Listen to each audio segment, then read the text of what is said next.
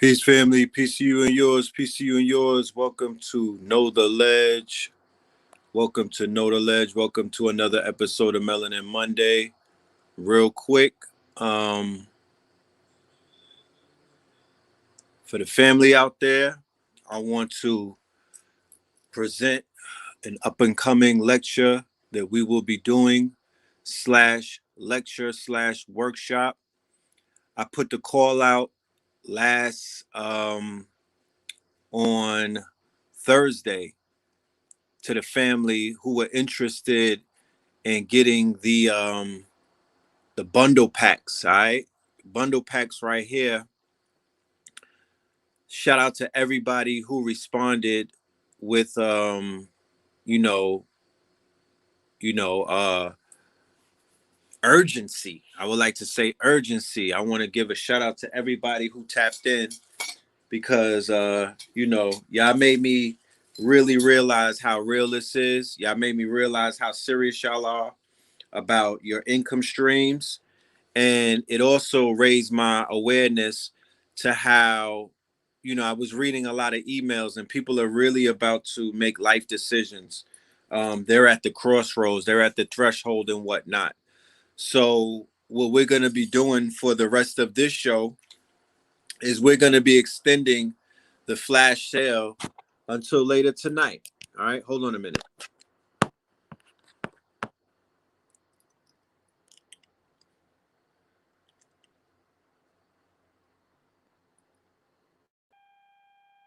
Yes, we're going to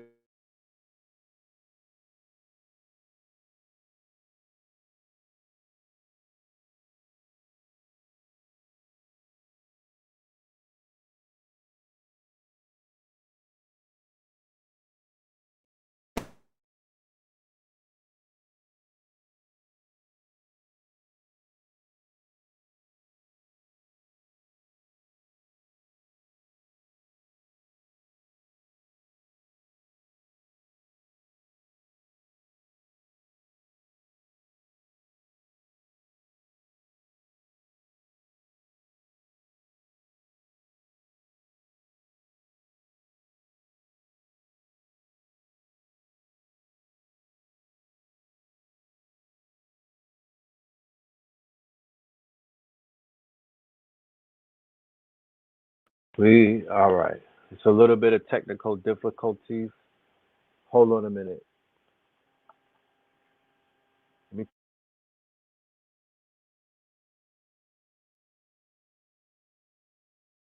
phones in so we could sound a little bit better. Let me know if the audio is good without the headphones, and I won't even put them in. All right.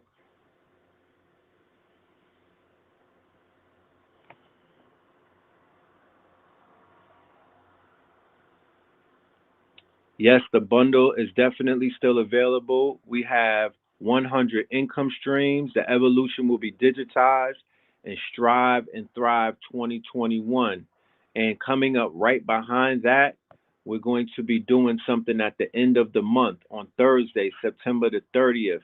We have Strive and Thrive fourth quarter 2021. I'm going to be bringing on a professional, a special guest, a special instructor, and what he's going to be teaching is insurance adjustment, futures trading, options trading, and also the DeFi crypto banking and whatnot. So I'm going to have him as a special guest, inshallah, on Thursday. I was going to have him tonight, but I had a little bit of technical difficulty. Um, I was working on my lecture. I was putting everything together and I had the baby with me. I got my 1 year old and whatnot, and the baby's water bottle leaked onto my computer, and my computer crashed. And I've been crying ever since. You know what I'm talking about? I've been hurt. I'm not gonna lie to you. The shit is hurting. It's. I'm kind of. I was folded up in the corner a minute ago, but I said, you know what? I need to just go live and I need to dust my shoulders off, brush my shoulders off, and give the people a good show and deal with that later on and whatnot. So That's where we at right now. I'm broadcasting off of my phone. If we run into any technical difficulties, it's because it's on the phone, so we understand that it's not the same thing as the original setup. No sound effects right now. You know what I mean? We just gonna go raw dog with it. I don't even have the presentation that I was putting together, but it's all good because it's inside of the my hard drive is right here. My hard drive is right here, and as long as this doesn't crash, we good and whatnot. So all of the little fixins and the cherry on top, we're not gonna be able to do that tonight. But you know how I get it. I'm gonna follow up with my slideshow. We're gonna work that out at another date and whatnot. I gotta deliver and whatnot. So this is what we're gonna do. We're gonna do the roll call. I want to see who's in the building. I want to tap into the family that's in the building, and we're gonna do what we do. Okay. Yes, indeed. Somebody said you gotta love the boys. That's right. Somebody says salute to Biz Markie. Do your own sound effects, right? That's right. Shit, I'm the human beatbox. How can I forget? You know what I'm talking about? I'm the human beatbox. We the diabolical ones. We make our own sound effects. Um, let's do the roll call. Let's see who's in the building. Houston, right? During a hurricane, how dare little old me, get in my feelings because I received some type of water damage and there's family out there. I got family in Houston and they're going through preparing for a tropical storm, a baby hurricane and whatnot. So guess what? I gotta thug it out. You know what I mean? Shit could be worse. You know what I'm talking about? Um, Detroit in the building. Shout out to Detroit, Seattle, Louisville, Houston, Chi-Town, Denver. You know what I mean? Don't cry me a river. I'm going to be okay. You know what I'm saying? I bounced back from harder things before. Barbados, Long Island, New Smyrna Beach, Florida, right? China Hills. Where's that in China?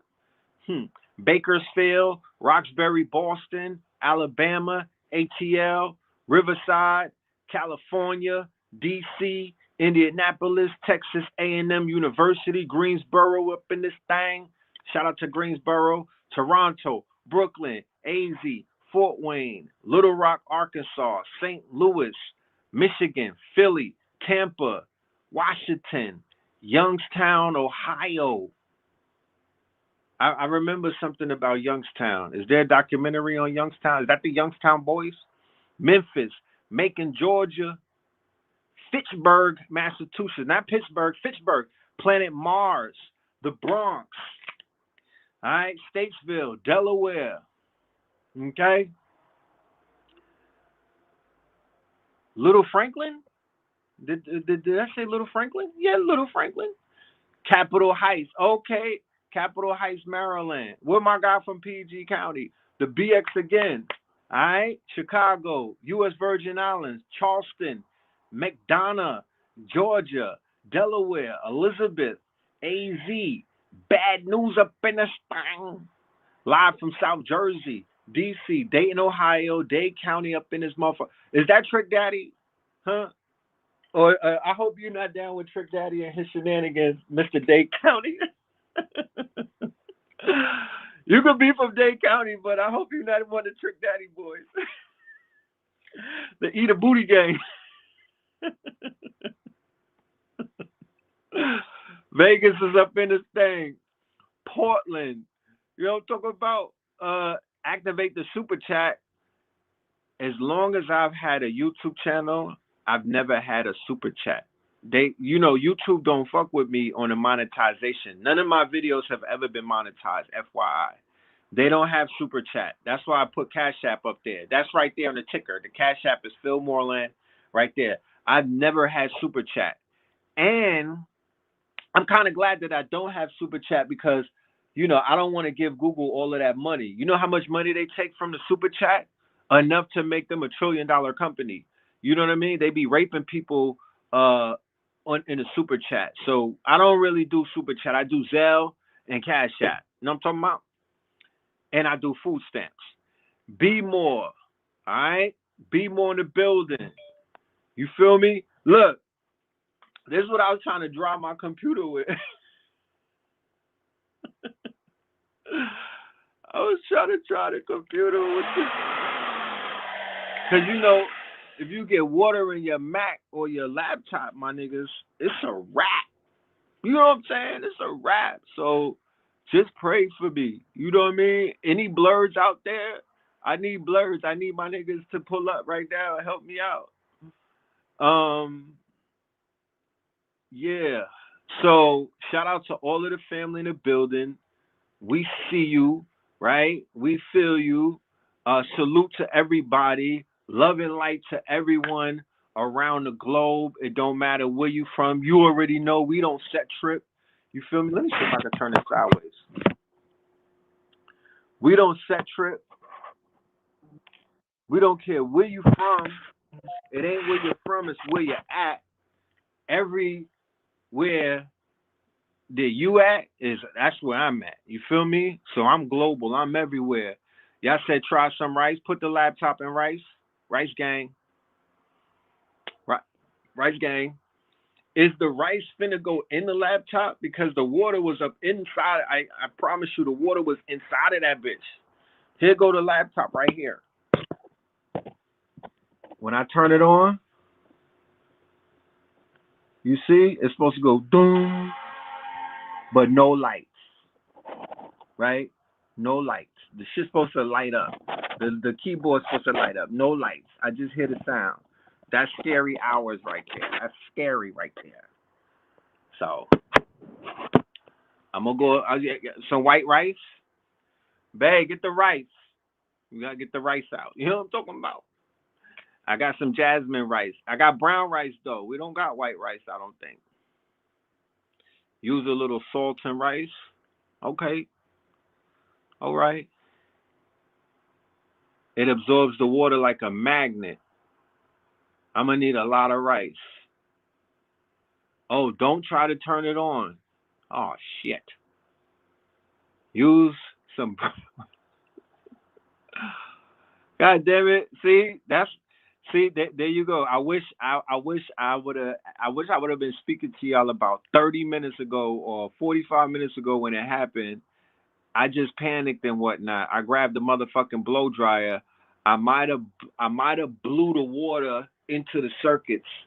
I don't know what's going on, but nevertheless. Nevertheless. And then I was talking to my whiz and I was like, theoretically, what would I rather lose, my laptop or my cell phone? Because I realized that we have this type of fucking connection to these devices. I'm dead ass, yo. I had to catch myself. I had to, you know what I'm saying? It's the 25th anniversary of Tupac Shakur. You feel me? I was getting emotional about a fucking laptop. I had to man up. Like, bro, what are you doing? You can't cry over a laptop, my nigga. You know what I'm talking about? You can't shed tears over a laptop.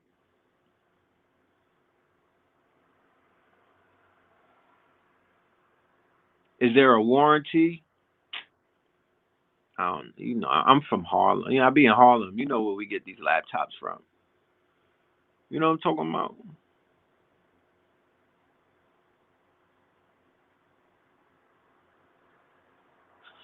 This is the first thing you do if you spill water on your MacBook Air or Pro. Hold down the power button for at least 5 seconds until the power is off. Then release the button. It's too late for that. Somebody said Apple don't care. Them niggas don't care. The one thing that they say, if you get water damage, it's a wrap.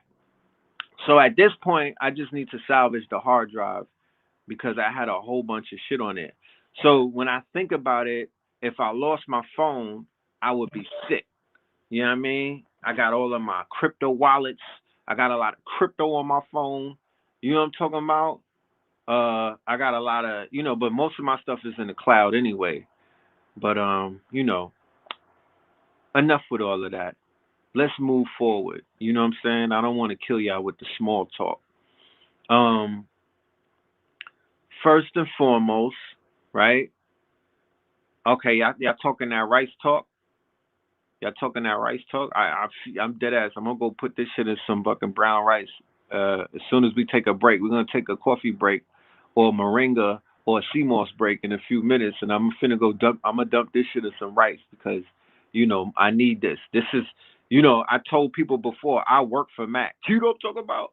I don't work. I don't work for. I don't work for Aetna Life Insurance, nigga. I don't work for General Hospital. You dig? I don't work for Chick-fil-A, my nigga. I work for Steven Jobs and the Mac because that's the device that I use to get money. You feel me? So we have we work together. You know what I mean? I'm a what do they call? I'm a freelancer for fucking Apple. You know what I'm talking about? I'm a freelancer for Apple. Two-factor authentication. Yeah, I got that on my phone. I did not see Styles P versus Chad Ocho Cinco. What was it, a debate or were they fighting? What were they doing? Let your MacBook dry out for at least 48 hours. I got you. Thank you, little goddess. I got you. So I'm gonna just those 48 hours. I'm gonna burn mass sage. I'm gonna do some prayers. You feel me? I'm gonna say Hail Marys. I'm gonna listen to some Tupac. You know what I'm talking about? And a whole bunch of other things. And I'm going to make sure I'm gonna clean some of my karma up. And I'm gonna make sure that this shit comes back on because it's not supposed to happen like that. Oh, it's a debate about health. Oh, Styles P got bars. What the fuck is Chad Ocho Cinco gonna know about health? I think he's pro Jabbington. Is he a Jabberwocky? Was that what they talking about? You know what I mean? That's a handicap match. What the fuck does Chad Ochocinco? All he knows about football health, the shit that they teach niggas that run with pigskins all day.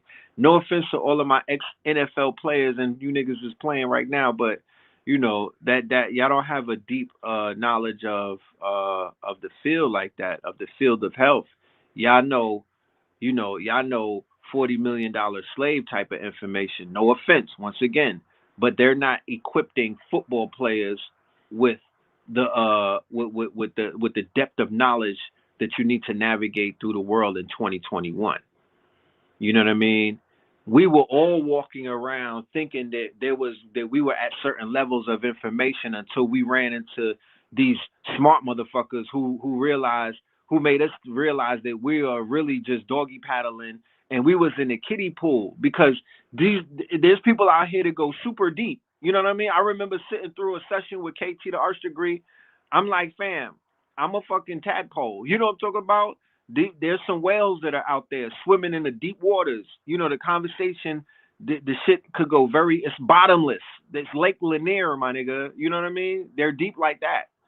So shout out to Styles P. I'll check that out as soon as my fucking laptop comes back to life. You feel me? You know? So let's start the conversation tonight.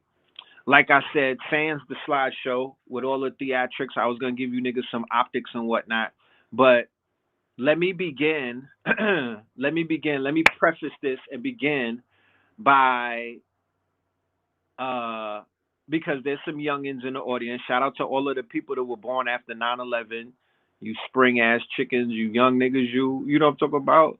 Y'all came into the shout out to everybody that was born after the Matrix came out. I still can't relate to it, but it is what it is, So what I want to do is I want to go back in time to September 13th, 1996, right?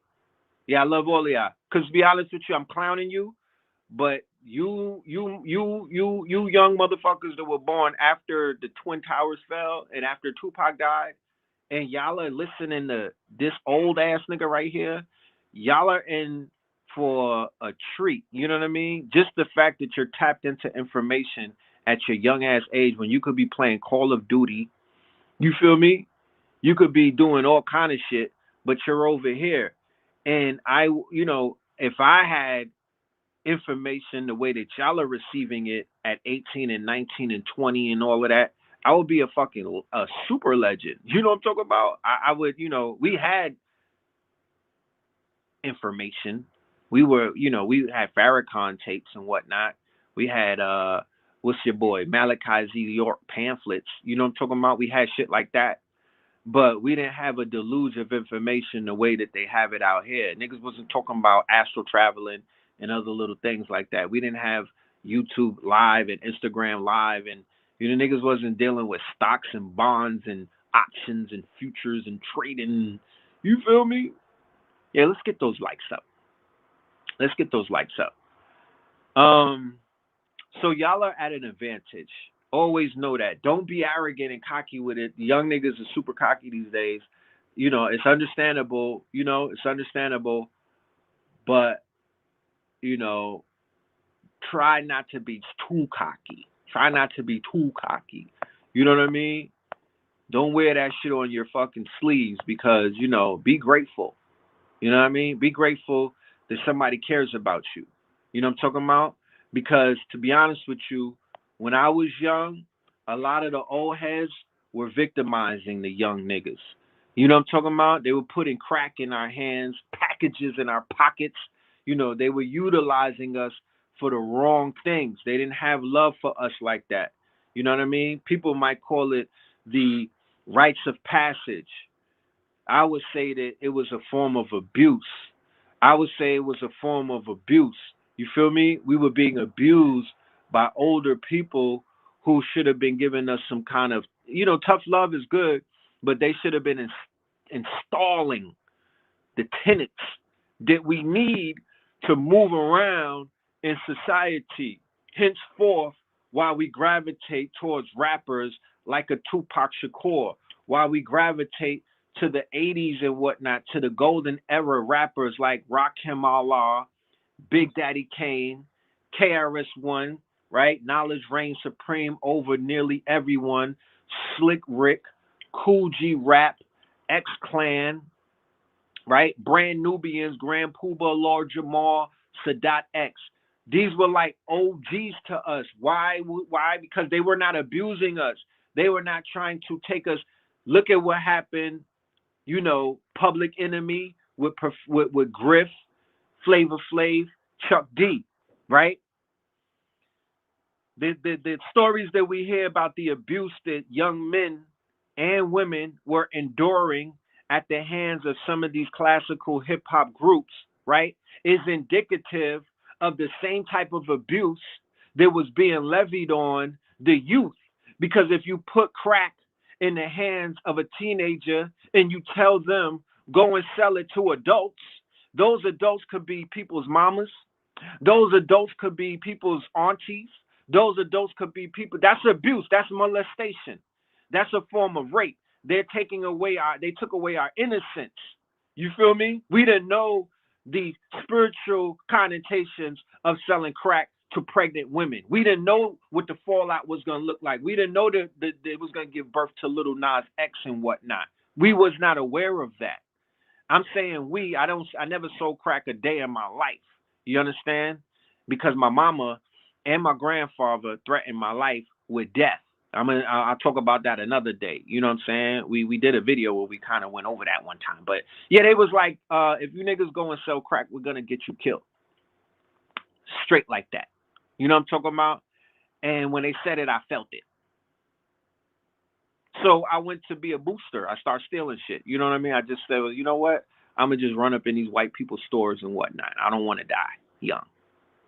But that's what they told me. They had to really put it on me. They had to scare me and my brother in order for us not to get drawn into that life and whatnot, because they knew what was going to come out of that. And my mama was like, I'm not finna walk these streets and you niggas is going to embarrass me and my last name. We're not doing that. We work too hard to build our name up and whatnot.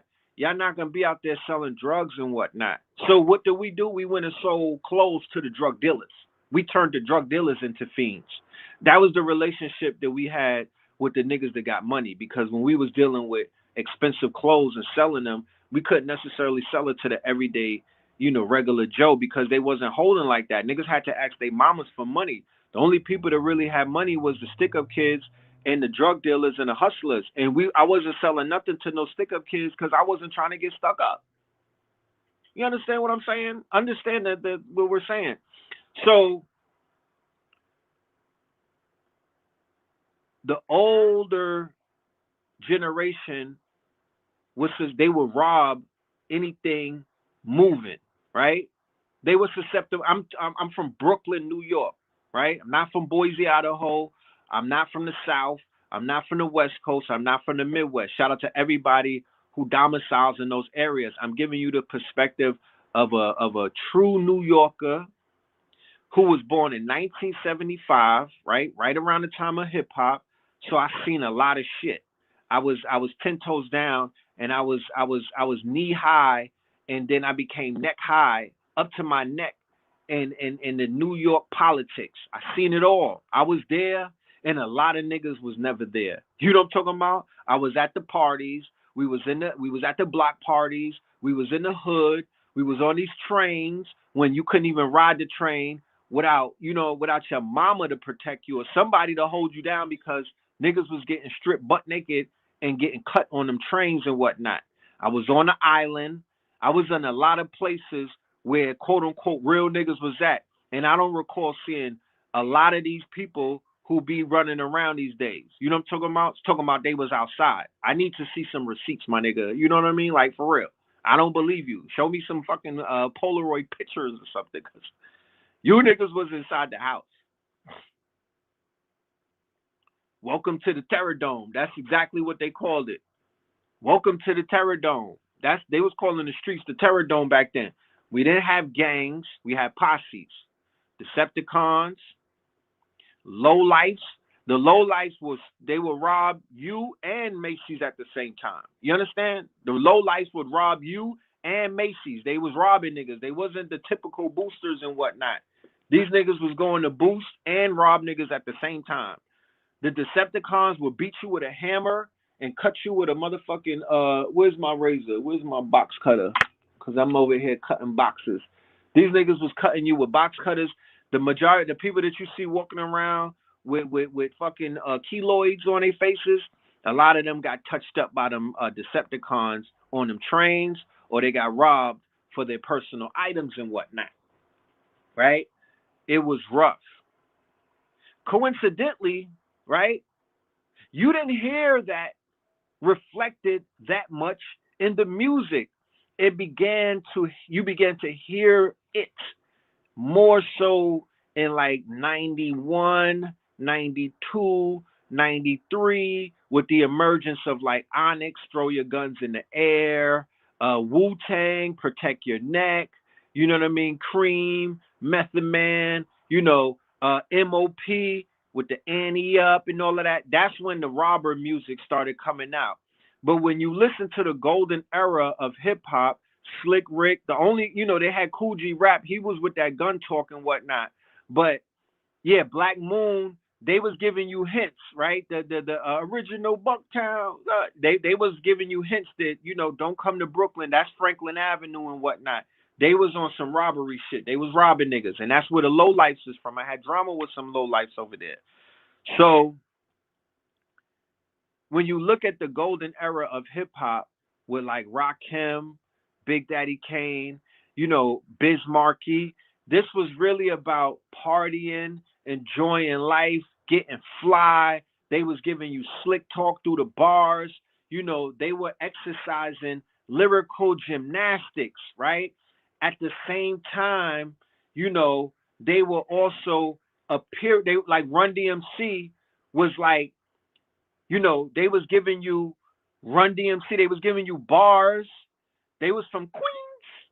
So they was giving you like some energy that was like, oh, these are some real hip hop niggas, but they wasn't scary like that. It wasn't like they had you, Naughty by Nature, Tretch had niggas shook and whatnot. You feel me? Naughty by Nature came out with he had the chain around his neck with the shirt off. Niggas was intimidated. But you have like Special Ed, you got like, niggas was borderline pretty boy. They was trying to get some box, and they was really about staying fly, fresh to death, right? They was really about getting super fly and whatnot. You feel me? This is before Jada. This is before the Locks. Jada and the Locks is like 96. I'm giving you 86 87, 88, 89. Yeah, so you got Redman out of Jersey. You got Redman bars. You know what I mean? Bars. He was bars. He was introducing niggas to weed smoking, and he was giving you the funny raps and whatnot. Then you have Das Effects with the multi-syllable flow, the shit that they picked up later on in the South. They want effects. That's Def Squad. That's Eric. That's EPMD. EPMD was them niggas. Long Island. You know what I'm talking about? Long Island. K Solo with the words and spelling out the words. K Solo is DMX before DMX. DMX comes out in 97. K Solo is like 92. You feel me? 92. Bismarcky is 87, 88, right?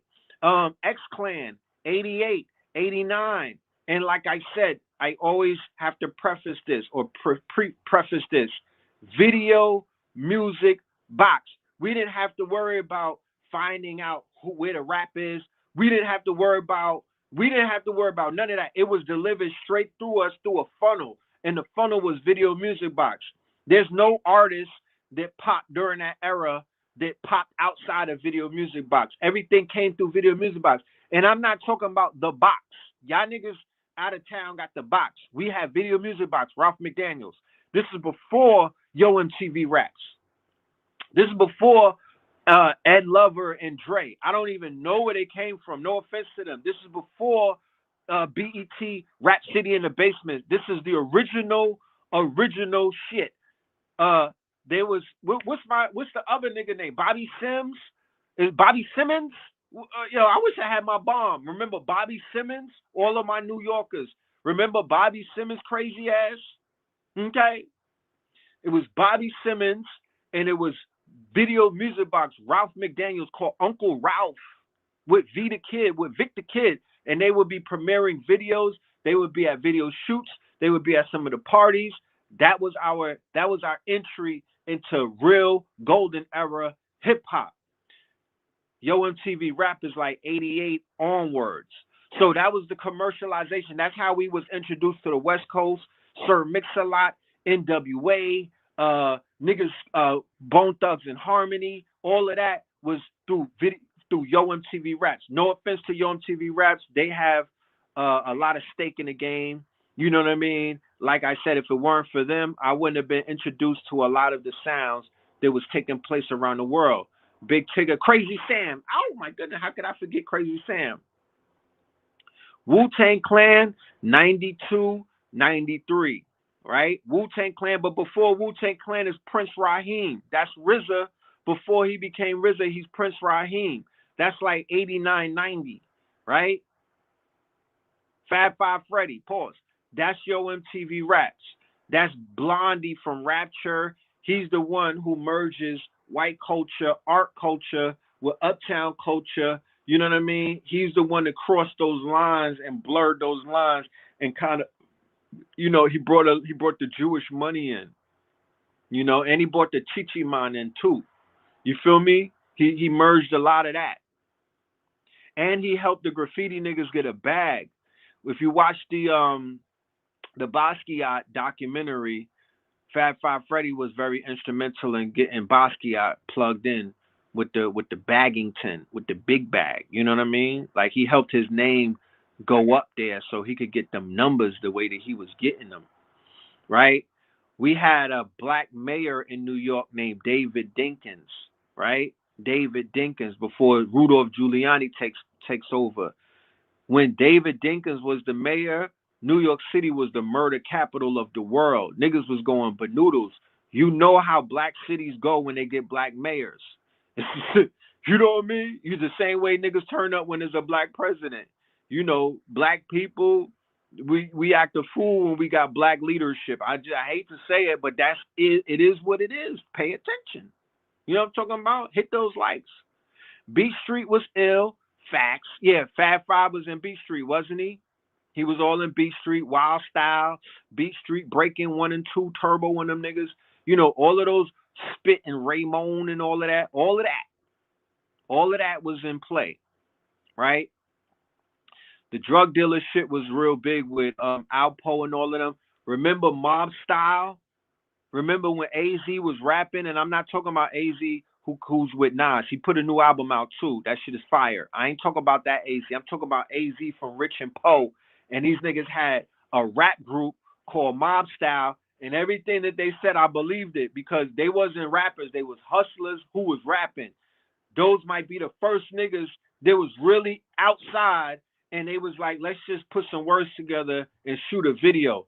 I remember watching that, and even in the video, they talk about when they cut off Rich Porter's brother's pinky and killed them and whatnot. When Alpo lined them up, okay. When Alpo lined them up, straight out of Brooklyn, Matty Rich, yeah, that was okay. That was okay.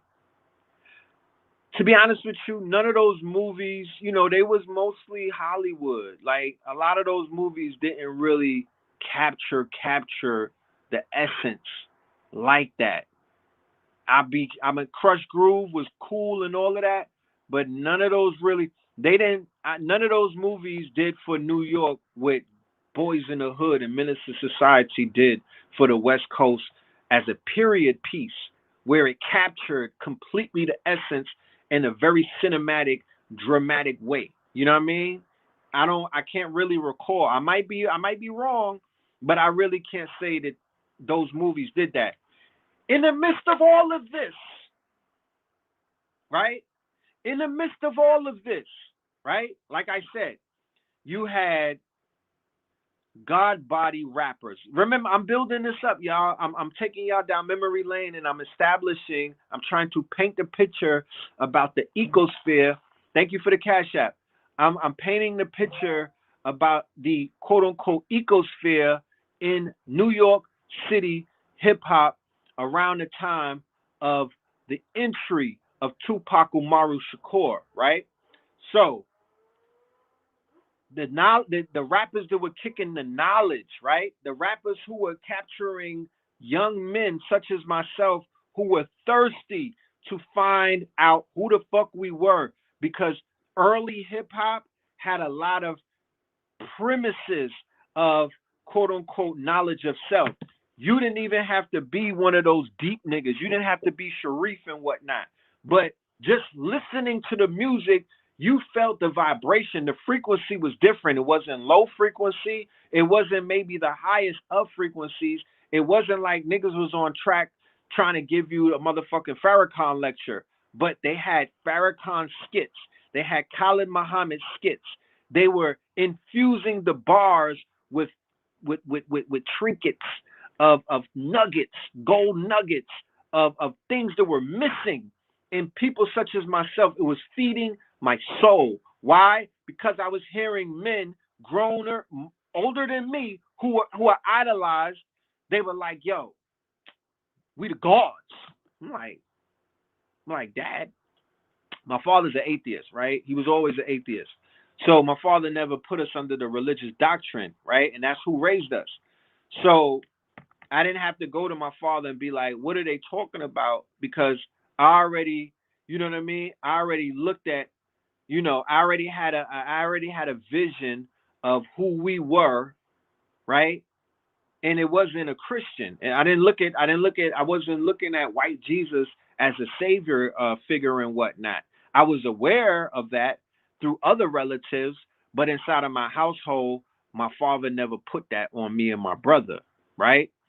So when I heard them saying that they was God, I was like, that's the shit that I'm on. You know what I mean? That's what I'm gravitating to because, I could relate, right? I could relate. So they were dropping nuggets here and there. Rakim, Allah, right? Big Daddy Kane. Big Daddy Kane, if you don't know, was Jay-Z back then. Okay? Big Daddy Kane was Jay-Z back then. Okay? Before there was a Jay-Z. And it's no coincidence that was the first, the Big Daddy Kane was the first dude who really put Jay-Z on because he brought him on tour when he was with Jaz-O. He was like, come on tour. Jaz-O was popping a little something, and he was dropping knowledge of self and whatnot. You had YZ out in, I think he was from either Jersey or Philly. You had Lakim Shabazz.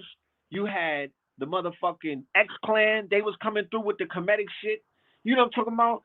To the east, my brother, to the east. With the key, you sissies. This is protected by the red and the black and the green. With the key, you sissies. Nigga, nigga. That was, nigga, I don't know if y'all understand what that shit meant back then. That was bars. Like, we was like, what the fuck? That was charging us up. Professor X, come to find out, he's the son of Sonny Carson. If anybody saw the miseducation of Sonny Carson, that's his fucking son. You understand? So they were connected. They were connected to a real movement because we knew about the Panthers when we were young. We knew about the Panthers. We knew about the impact of Huey P. and all of these niggas. We understood what that was. It wasn't why it wasn't taken. It wasn't whitewashed at that point. It was still lingering and whatnot because I know in my hood, my OGs, they were revere shit like that. You know what I mean? They was running around robbing white people, but they would tell us, you know, that we like the Panthers. You know what I mean? We the white man is the devil, and we out here taking from them because they took from us.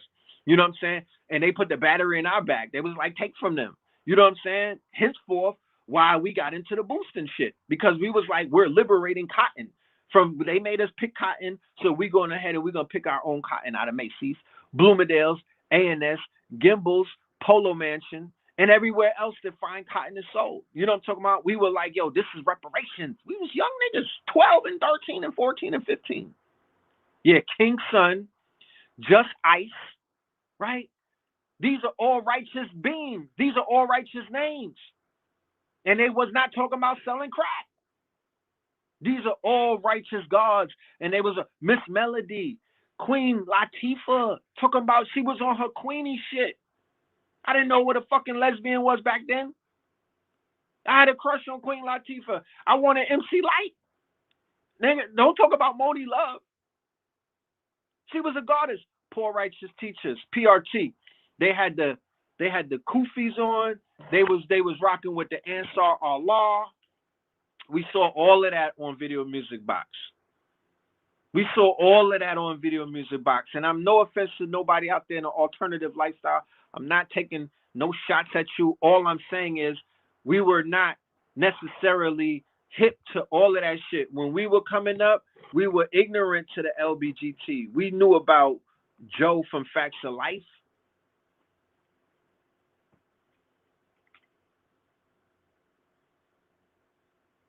We knew about Richard Simmons. Okay. Yeah, Paris was fire from the West Coast. You know what I mean? He's like a woke Ice Cube. Wasn't he writing for Ice Cube?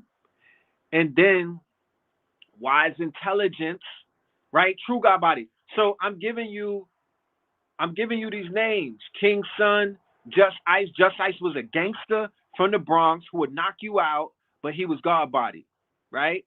De La Soul with the motherfucking hippies, the Daisies, the Daisy crew, right? De La Soul, Tribe Called Quest.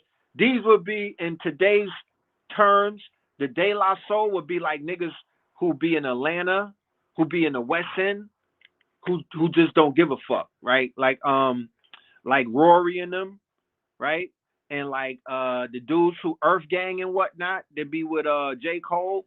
That's the equivalent to what De La Soul and the Daisy and the Native Tongues was back then. You feel me? Back then. Right?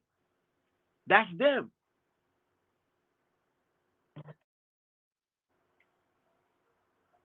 Right?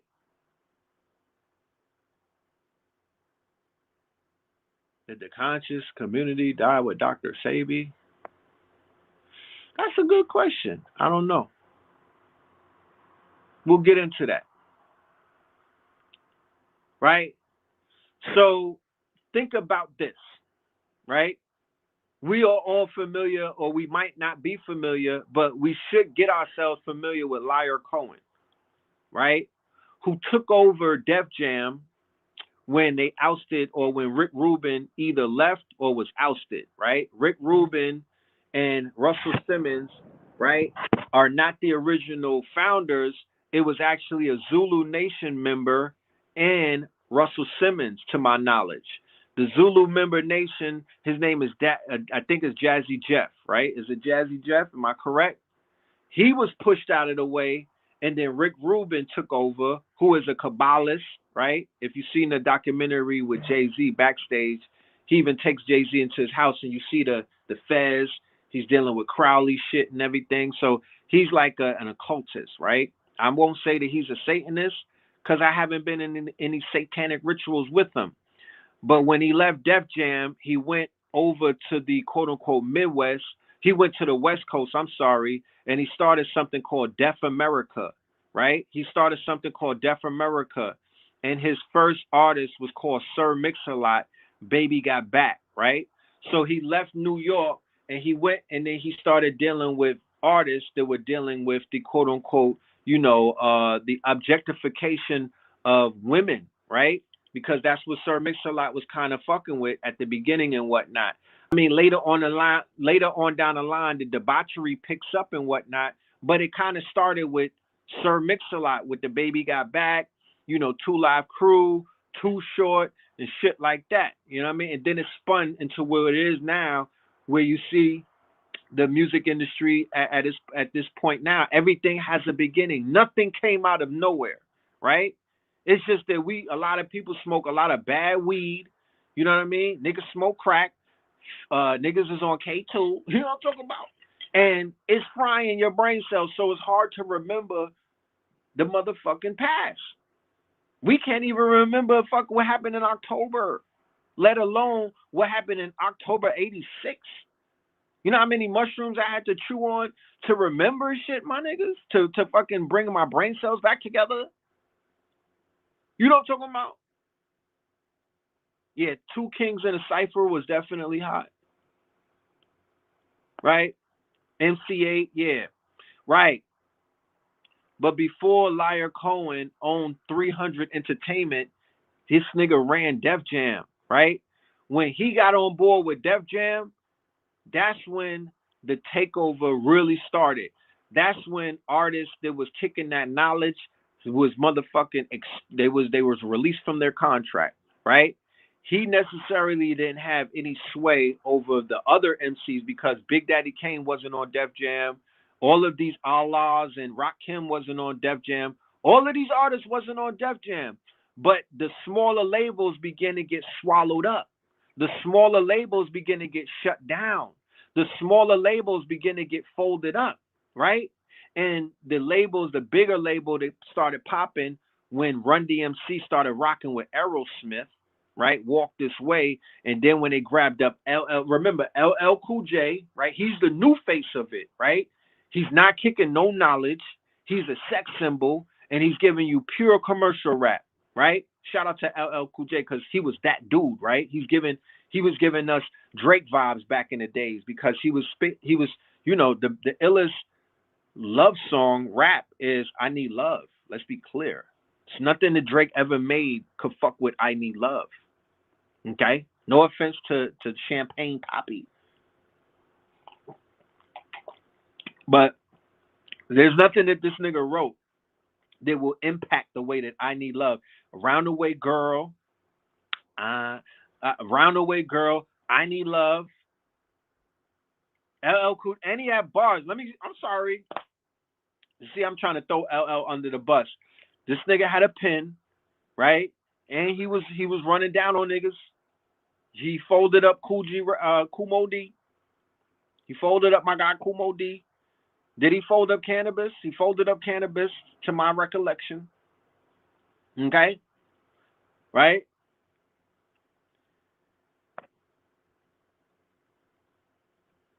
Third Base, right? White rapper, right? MC Search, Third Base, right? White rappers. They was punking Third Base, right? And MC Search and the rap group Third Base, they was chill with the guards. They was fucking with MF Doom when he was on PMD. These was white dudes who was so cool that you forgot that they was white. They came out with the song Gas Face. And they was shitting on the Beastie Boys because after Run DMC, LL Cool J and all of that, then they gave us the Beastie Boys. I never fucked with the Beastie Boys. I never understood what that was. I thought it was a spoof. I was like, who the fuck are these niggas? Why are they here? Right? But that's Liar Cohen. That's the whitewashing. That's the commercialization. That's that's them feeding their investors and whatnot and making hip hop more commercially acceptable. Because during this whole time that I'm telling you about, of all of these artists and all of these names and all of these quote unquote during what is known as the golden era, your mama would tell you turn that shit off. Why? Because the same shit that she's doing right now, watching fucking CNN and the goddamn mainstream media news, and she's under the fucking wings of the deodorant of some white people on Fox 5, CNN, and MSNBC. She's a fucking Rachel Maddow parrot. That's the same thing that they was doing back in the days. You know what I'm talking about? They was under the deodorant of white folk, and they was under the motherfucking, they anything the white folks said wasn't good, niggas' parents was repeating that. That's a fact. Okay? That's a fact. Oh, doing it and doing it and doing it well. You know, you see the movies where niggas be like, turn that secular music off. When black people were singing the blues, I had a whole presentation about race music, the fucking Chitlin circuit. I was gonna give you the race music. I was gonna go back into the 1800s with Jim Crow music, race music. I was gonna walk you through this shit, but we'll do it right. Niggas' parents was acting like Bill Cosby. You know what I'm talking about? Back in the days, they was on some boule bougie shit, right? Talking about turn that secular music off. The same way when niggas was listening to slave spirituals and blues, and then the jazz started coming around. Turn that slave. That's the devil's music. And then niggas start listening to jazz music. Then they start listening to gospel and jazz music. Then they started listening to soul music, where the music helped niggas ease up on the buns a little closer. What does music help you do? It helps you get some box. You know what I'm talking about? So they was like, oh, that's secular music. That's the devil's music. Turn that off. And then when James Brown started dancing and all of that stuff, and he started speaking in tongues and everything, that was the devil's music. Niggas' parents was, niggas' great grandparents, turn that off. That's, oh my goodness, you can't play that in the motherfucking Cadillac. You know what I mean? Then Curtis Mayfield with the dope fiend music. Then, you know, the musicians that was on heroin and whatnot. Niggas' parents wasn't having that. You couldn't listen to that shit. Remember they had juke joints. They had to sneak out and listen to this shit, swing music and all of that. They had to, you know what I'm saying, where the girls was dance, you know, with your great grandmother or your grandma, she was dancing with the motherfucking mini skirt, with the long skirt, but then it was becoming, you know that, you know what I'm talking about. You know what I'm talking about. And niggas had the conks and whatnot with the zoot suits, and they was trying to cut something. That part, and the music played a big part in that. You know what I'm talking about? And throughout time, this is a pattern. I'm a parent right now. I'm telling my daughter, turn that shit off. That's the devil's music. That's you can't play Little Nas X in this house. You know what I mean? Shit like that. You know what I'm talking about? Is that Chloe Bailey? Turn that off. You know what I'm saying?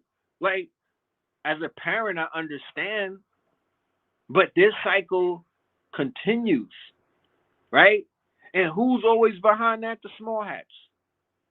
They were the ones always behind pushing the envelope. They were always the ones behind pushing that envelope. You feel me? They were always the ones behind pushing the quote unquote. They were always the ones. They can't do it in their households. They wasn't doing it in their culture. They was doing it in ours though. The small hats, you know, what they call the rental. What do they call them? The rental agents.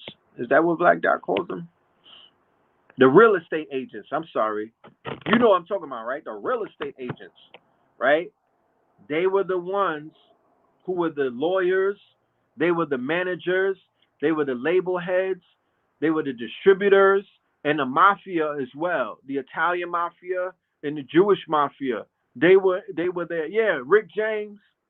Turn that Rick James off. God, that's the devil's music. I'm talking about. I don't want to hear that shit. Right? So, of course, when niggas like Jazzy Jeff came along, your parents was like, oh, you can listen to that. Right? And when MC Hammer started doing a hammer dance, too legit to quit. You can listen to that. Run DMC, you can listen to that. You know what I mean? A little bit of LL maybe. You can listen to that. Henceforth, why it was so important, Kid and Play and whatnot, that's why those artists crossed over into like TV and whatnot.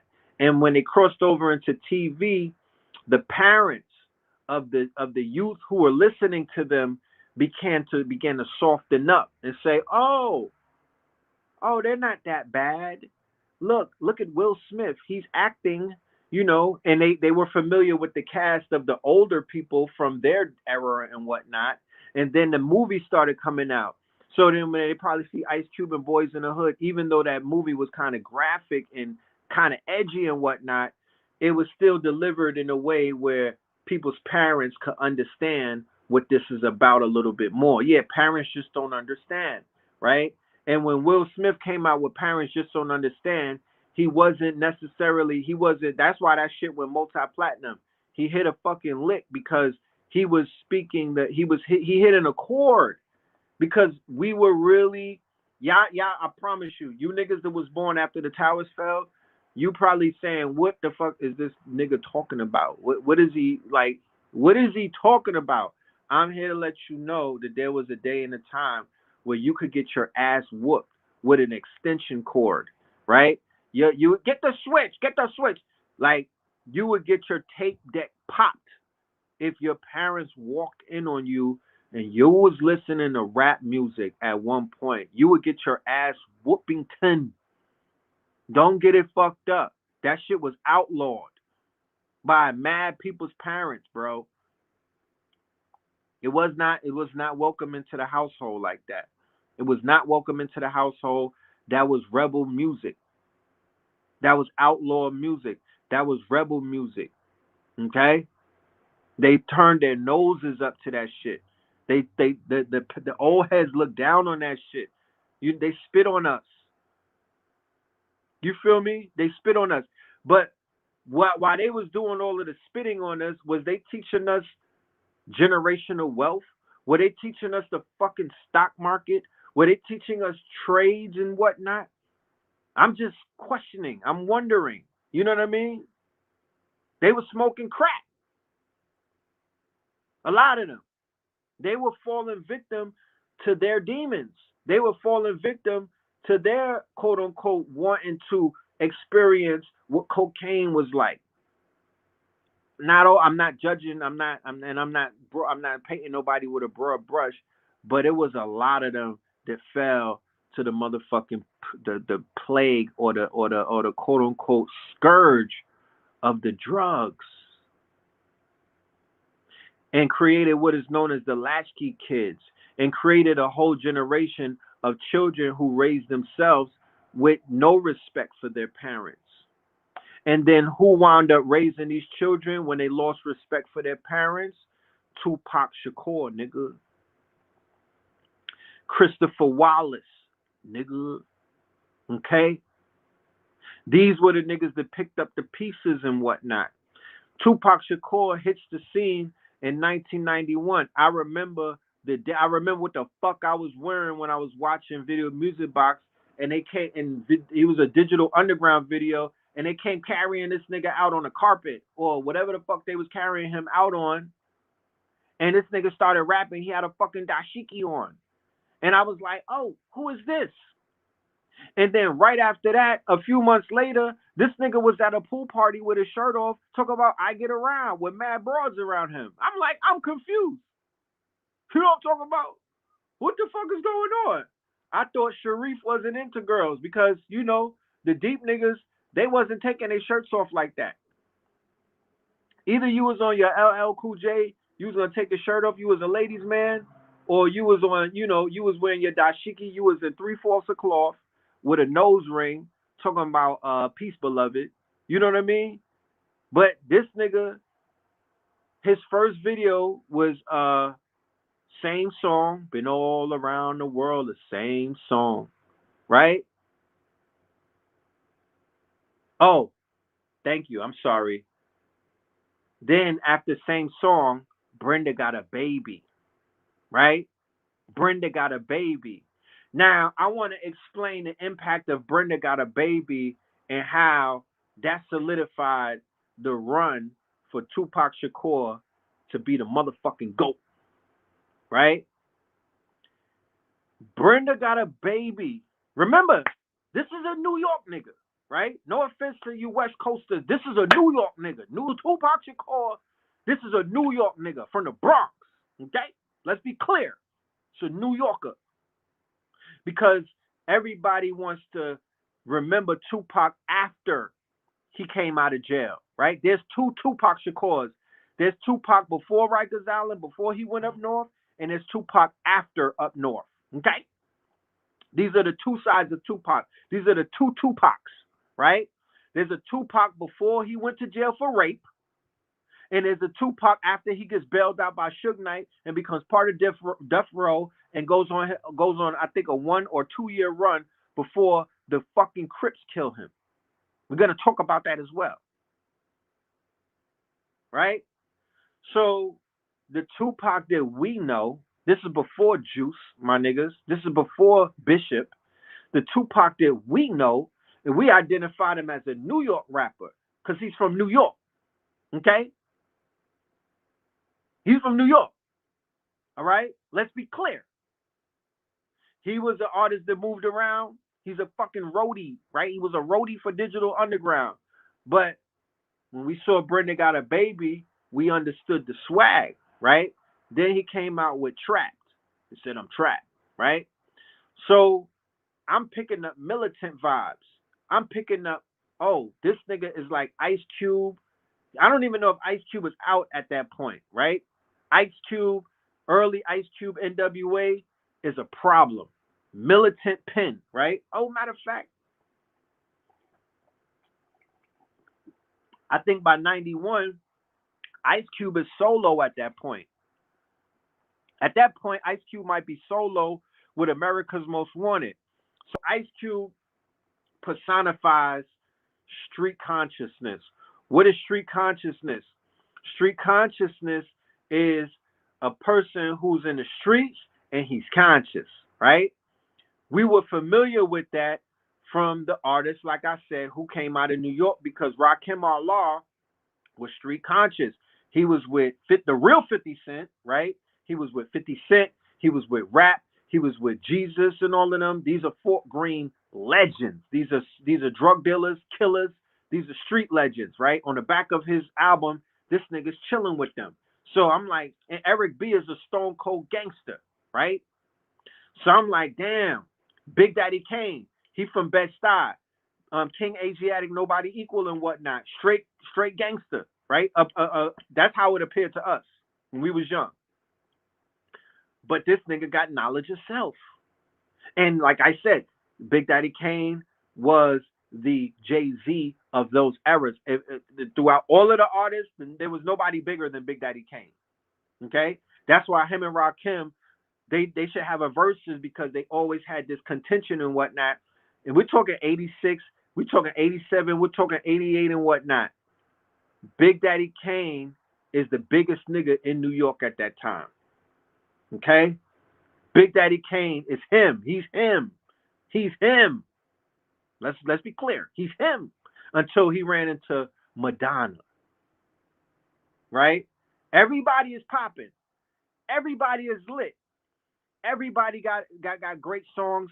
Everybody is selling and whatnot. Everybody is making you dance. Everybody got bars. Every nigga is a star. Right?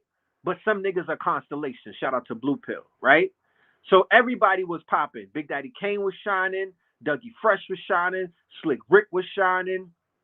You name it. Cool G Rap was shining. Remember the Symphony? What's my nigga name? Greg G was shining. Everybody was shining. Latifah was shining. Naughty by Nature was shining. Everybody was shining.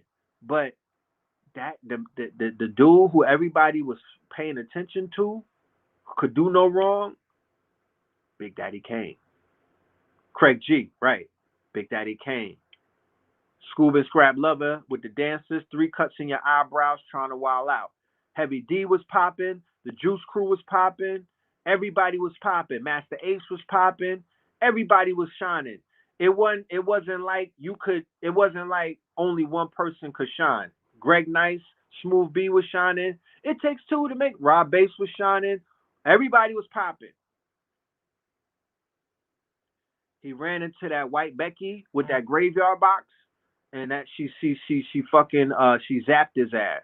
Henceforth, while she's still able to pop up at award shows with some type of vigor and whatnot, cause she got niggas souls in a mason jar. She did the same thing to Tupac Shakur. Facts. You niggas watch out for the Beckys that's out there, in the game right now and whatnot. Don't be running around with Iggy Azalea. You know what I'm talking about? Acting like you doing something, cause that's not it, bro. You know what I'm talking about? That's not it. They out here on some Kardashian shit, graveyard pussy. You know what I'm talking about? Yeah, putting niggas in mason jars. So when she got her fangs on these niggas, they was never the same. Vampire Box, Vampire Diaries. Okay? Oh, EST, the unusual fellow. Schoolie D, Cool C. These are Philly dudes, gangsters. Right? So, yeah, Amber Rose, shit like that. Right? Dougie Fresh and Slick Rick had the top song for 2 years. Lottie Dottie, the show, 6 minutes. Dougie Fresh, you're on. That was the biggest song for like 2 years, right? So even though, like I said, Big Daddy Kane was him, but he didn't have always the biggest songs. But to me, I'm from Brooklyn. Like I said, I'm biased. I'm biased.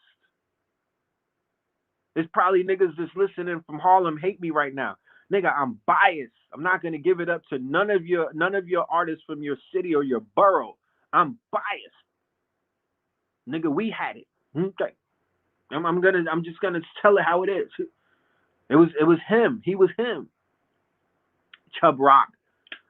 So now the West Coast niggas is emerging, right? The first niggas that popped out that really had niggas in the panties in a bunch, from what I can remember, is NWA, Express Yourself and Fuck the Police.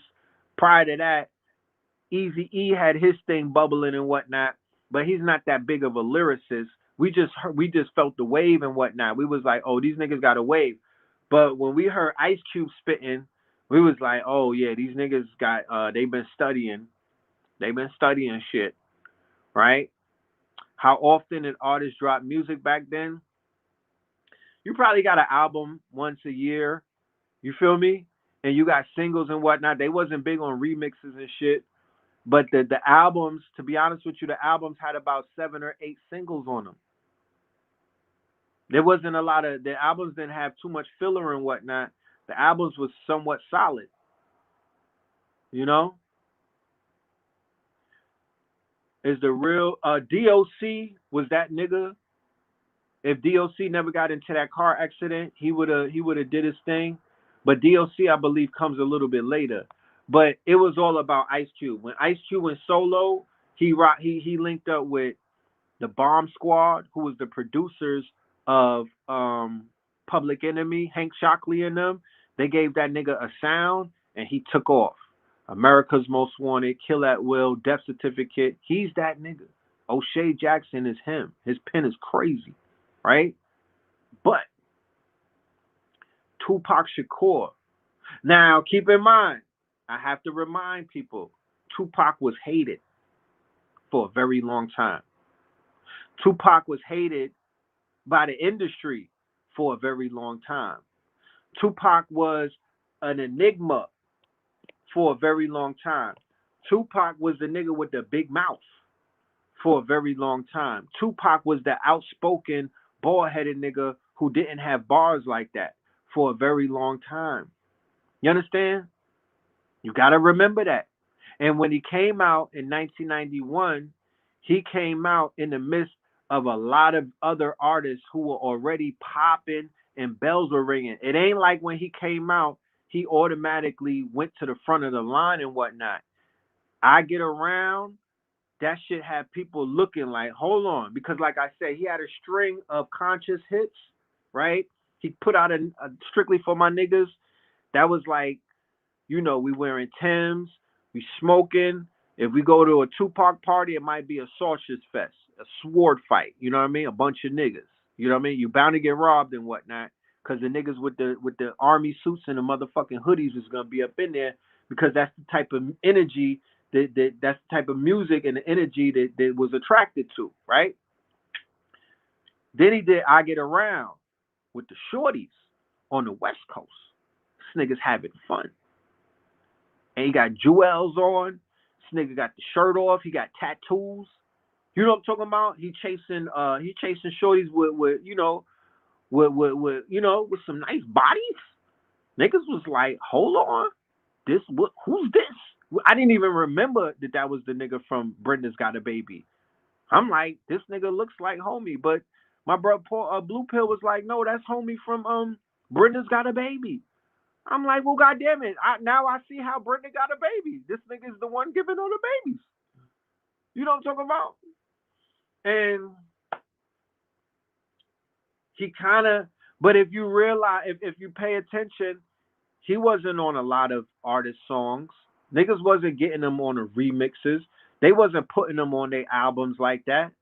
They wasn't running around saying we need Tupac on the album and whatnot. He started building his name up, right? Tupac becomes that nigga after Juice comes out.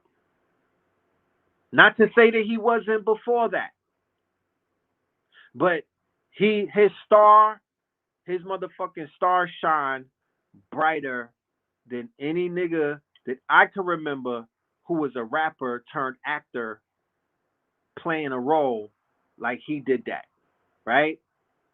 Bishop is a character, and he didn't leave that nigga on the editing floor. He didn't leave him in the trailer. He didn't leave him back at the motherfucking movie studio. He took that nigga with him. Okay? He took Bishop with him. So the music that comes out after that, right?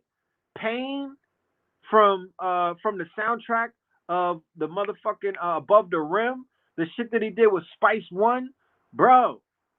This nigga gets in his bag. He gets in his bag. I'm talking about he's in his baggington. He's in his bag. His wave is crazy at this point. His wave is crazy. So this is like 92. This is like 92. This nigga's in his bag. And the game is changing. There's no more Big Daddy Kane.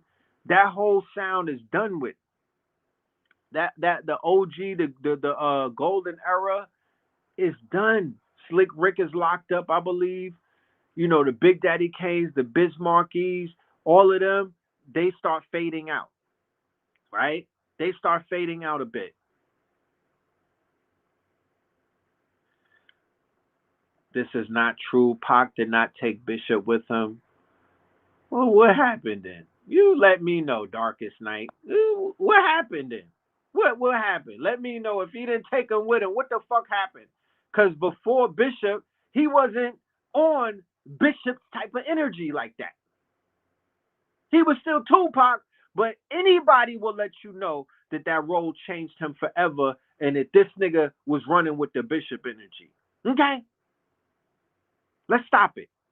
You probably 13 or something. But anyway, so this is an interesting time, 92, right? You got artists like Ill and Al Scratch. You got artists like motherfucking Father MC. You got Heavy D popping. CO Smoothing and popping. DOS Effects, you know, the Def Squad, shit like that. This is a turning period, right?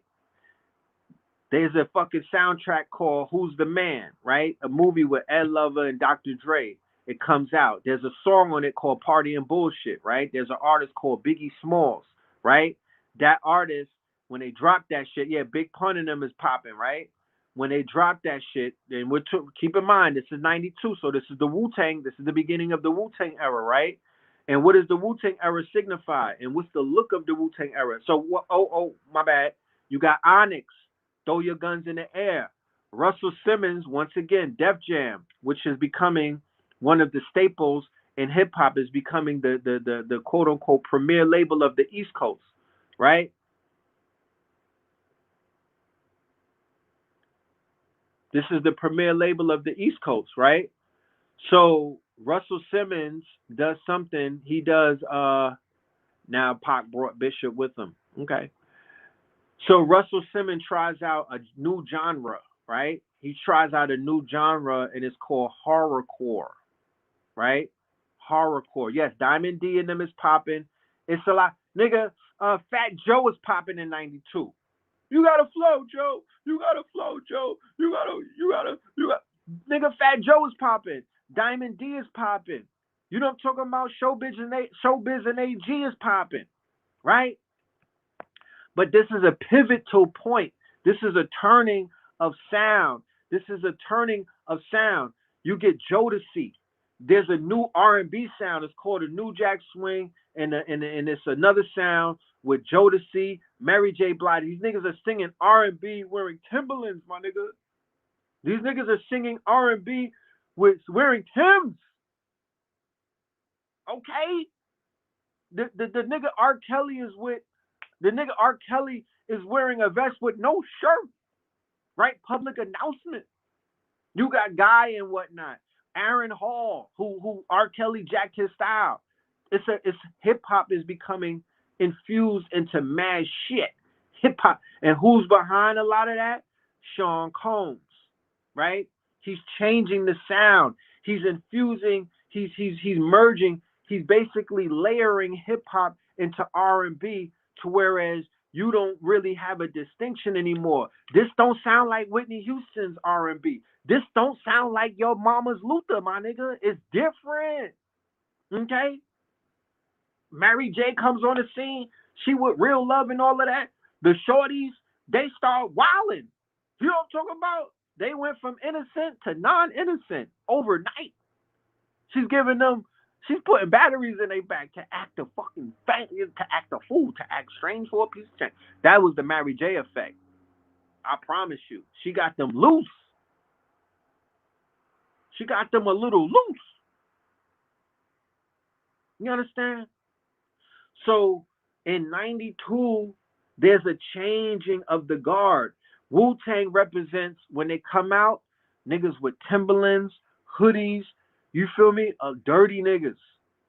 Okay? You saw this, you see the series on Hulu. They wasn't representing drug dealers. They wasn't representing, it's when Ghostface and Raekwon come out with the purple tape and these niggas are cleaned up. They got the Versace on, the polo silk and whatnot, the helicopter. You know, they're representing more of a Willie type of mind state. We getting money type shit. But prior to that, when the original Wu-Tang came out with the black and white video, that was some dusty niggas that smoked dust and they was on some dusty shit. Lip Tims are leaning. These were the robbers. These were the niggas hopping out of MPVs, robbing niggas. They were nickel and diamond, but they were more so the stick-up kid music. Biggie Smalls, when he started cooking, he started out the stick-up kids. Then he was trying to do the nickel, and then he was representing for the crack dealers and the nickel and dimers. And then he started merging into the Willie shit, right? Keep in mind, there's also an anomaly of an artist that I did not mention. He's the Dark Horse. He's still relevant. He's still popping. His name is Nasir Jones. He's changing the landscape. He's the one who shifted the whole culture around 92 and 91 and 92 with the Illmatic album. He changes hip hop the same way that Rakim changes the whole melody, the whole rhyme patterns. When Rakim Allah came out, he changed the rhyme patterns of hip hop. He upgraded it. You understand? That's the same thing that Nas did when he came out with Illmatic. You cannot go back to rhyming the way that you did after you heard. He put niggas out of business without battling them. Nas is definitely Neo. You understand? Nas is Neo. You understand? Nas is Neo. Right? Tupac, if I could remember, was giving us game. Tupac in 91 and 92 was giving us game. He was speaking to the part of us. We were going through what is known as the rites of passage. I was in Rikers Island in 1993 when the first fucking bomb went off in the Twin Towers. I was on Rikers Island, my nigga. I should not even have been there. You understand? I was going through what is known as the rites of passage. I might have been either 16 or 18, right? I was locked down. I did 6 months. I was supposed to be in fucking high school, my nigga. We were going through rites of passage. People like Tupac, Wu-Tang, they were speaking to our souls. These were our big homies. They were helping us in the ways that our quote-unquote big homies didn't care to help us out because some of our big homies was not giving us the game like that. We gravitated towards the hip-hop artists. Those was like our fathers in a sense. They was like our surrogate fathers because they was giving us the type of game. They was teaching us how to talk to the women. They was teaching us how to get fly and whatnot. They was teaching us how to deal with beef and whatnot. They was teaching us how to deal with our friends who become frenemies and shit like that. We were learning from the bars, my nigga. Keep that in mind. Keep that in mind. There was no Styles P at that point. Keep that in mind. We're talking 92 and whatnot. So Biggie Small emerges with Party and Bullshit. But Nas is that nigga, right? Nas is buzzing. Biggie Smalls had a little buzz. Nas is that dude. When he put his album out, it was over with, right? He shifts the culture. He shifts the culture. He upgrades the rhyming pattern. He upgrades the sound and whatnot. Okay? He upgrades the sound. Tupac is giving us Thug Life. The hate you gave little infants fucks everyone. Tupac is in the news a lot, right? Tupac is more of an enigma from getting in trouble, right? And being on the quote unquote news than any other rapper that I can remember, right? Tupac catches a rape charge, right? Tupac catches a rape charge. If you was there, then you will remember. Because remember, this is no internet back in the days. You had the Source magazine. So the news only came out once a month like that. They was not reporting hip hop news in a regular newspaper. That we didn't have a morning show. We didn't have no fucking Charlemagne. We didn't have Breakfast Club. You had Wendy Williams. She was telling you who's gay. And she was like insinuating all kind of rumors. She was the chatty patty. She was taking over what she was doing, what Howard Stern was doing, but on the hip hop side. And this was her beginning time. And she wasn't even, this was her building up. So we would have to go to the Source, and that would come out once a month. They would give us the 5 mics. They would give us the rhyme of the month, and they would give us stories about what the fuck is going on in our culture. So Pac was an enigma from the beginning because he had that Panther energy. He had that rebel energy. Remember, he was like, I'm invading hip hop. I don't belong in this shit. I'm invading. I'm a rebel for real, for real. I'm just moving through this shit, and I'm gonna use this motherfucking. I'm gonna use this art form to wake the people up. That's what he started out. Everybody starts out with good intentions until you get into this shit. Then, like I said, in 91, 92, 93, when he started getting locked up, niggas threw Tupac away. They was like, that nigga is a fuck up. Fuck that nigga. You understand? He is embarrassing. Take that monkey shit off. You're embarrassing us. People threw him away. They canceled Tupac. Ask your mama or your uncle or your big brother. They canceled Tupac. Okay? They canceled Tupac. Henceforth, while he got tight, then nobody was visiting him and coming to see him, and everybody was living their lives while he was locked up in Clinton, allegedly being taken advantage of because niggas threw him away. He was in a shallow grave. He was Hiram Abiff. At this point, I hit the bomb. The boom. Yeah, he was Hiram Abiff. Yeah, I don't remember that because you wasn't there. And they don't talk about it right now because they whitewash all of the artist history. Henceforth, when you watch these movies that they make, you could tell just when you watch these movies that they make about people and you was there, you could tell how history books were written. You know that nothing is really factual because they're lying to you right in your face. When you watch the Biggie movie, Gravy, we went to school with Gravy. That's my guy, right? Who played Biggie. Like 60% of that movie is fake. The Tupac movie, niggas that knew Tupac, they was like 40%, 50% of that is fake. The NWA movie, that shit was fake too. And they lying to you right in your face. Niggas is alive and they coming out with movies and the movies is completely turning the story around. Right? So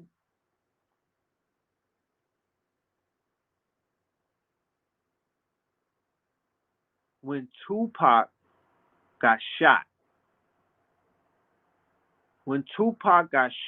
right? Because remember, Mike Tyson caught a rape charge, right? Niggas had more love for Mike Tyson than they had for Tupac. Do you remember that?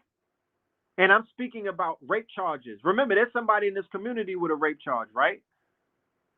There's somebody in this community with a rape charge, right? And you know, some people threw him away, some people didn't. They was like, nah, we gonna wait to see what happens and shit like that. You know what I mean? I ain't gonna just jump to the judgment. That was similar to Mike Tyson. That was similar to Tupac Shakur. You had some artists saying, you know what, I'm not gonna pass judgment on them, right? But you also had artists that did not like Tupac Shakur, and they was like, fuck that nigga, he's in the way.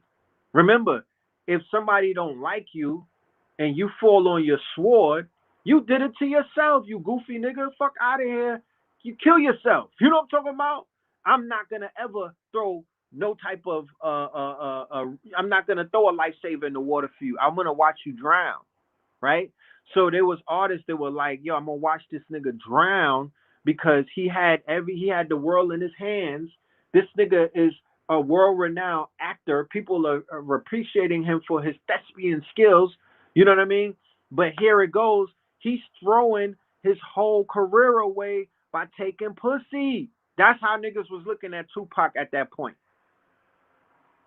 And then, see, people's like, they love Tupac in the movies, right? I'm not talking about Tupac in the movies, though. I'm talking about Tupac in real life. That's what people don't know. People know about Tupac from what they hear from other people. They know about Tupac from the movies. They know about Tupac from his albums. And they know about Tupac from the Google searches. I know about Tupac from smoking blunts and having conversations with my peers and whatnot when this nigga was on his way up. I know Tupac when he came home from signing a fucking record deal on a napkin with invisible ink. I remember that Tupac when this nigga got bailed out and it was a miracle.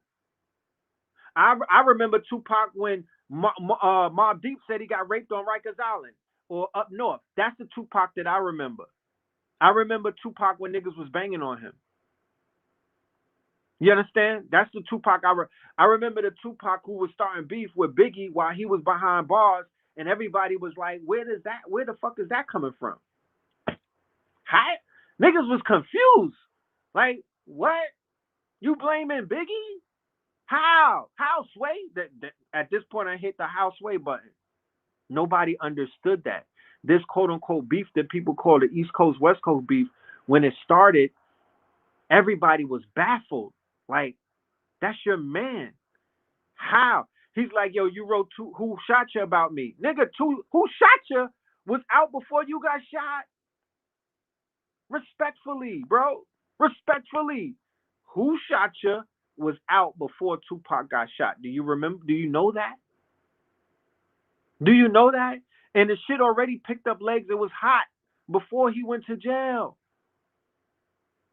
He got shot and then went to jail right after that. Remember, he's in the courtroom bandaged up with the Nation of Islam protecting him.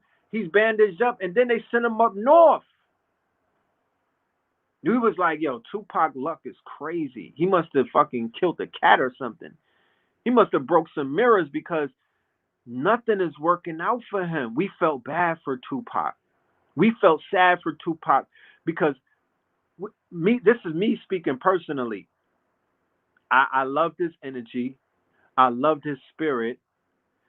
Being that my father and my family has a connection to the Black Panthers and revolution and rebel life and whatnot, I immediately gravitated to any artist who exemplified that type of energy because they were like kinfolk to me.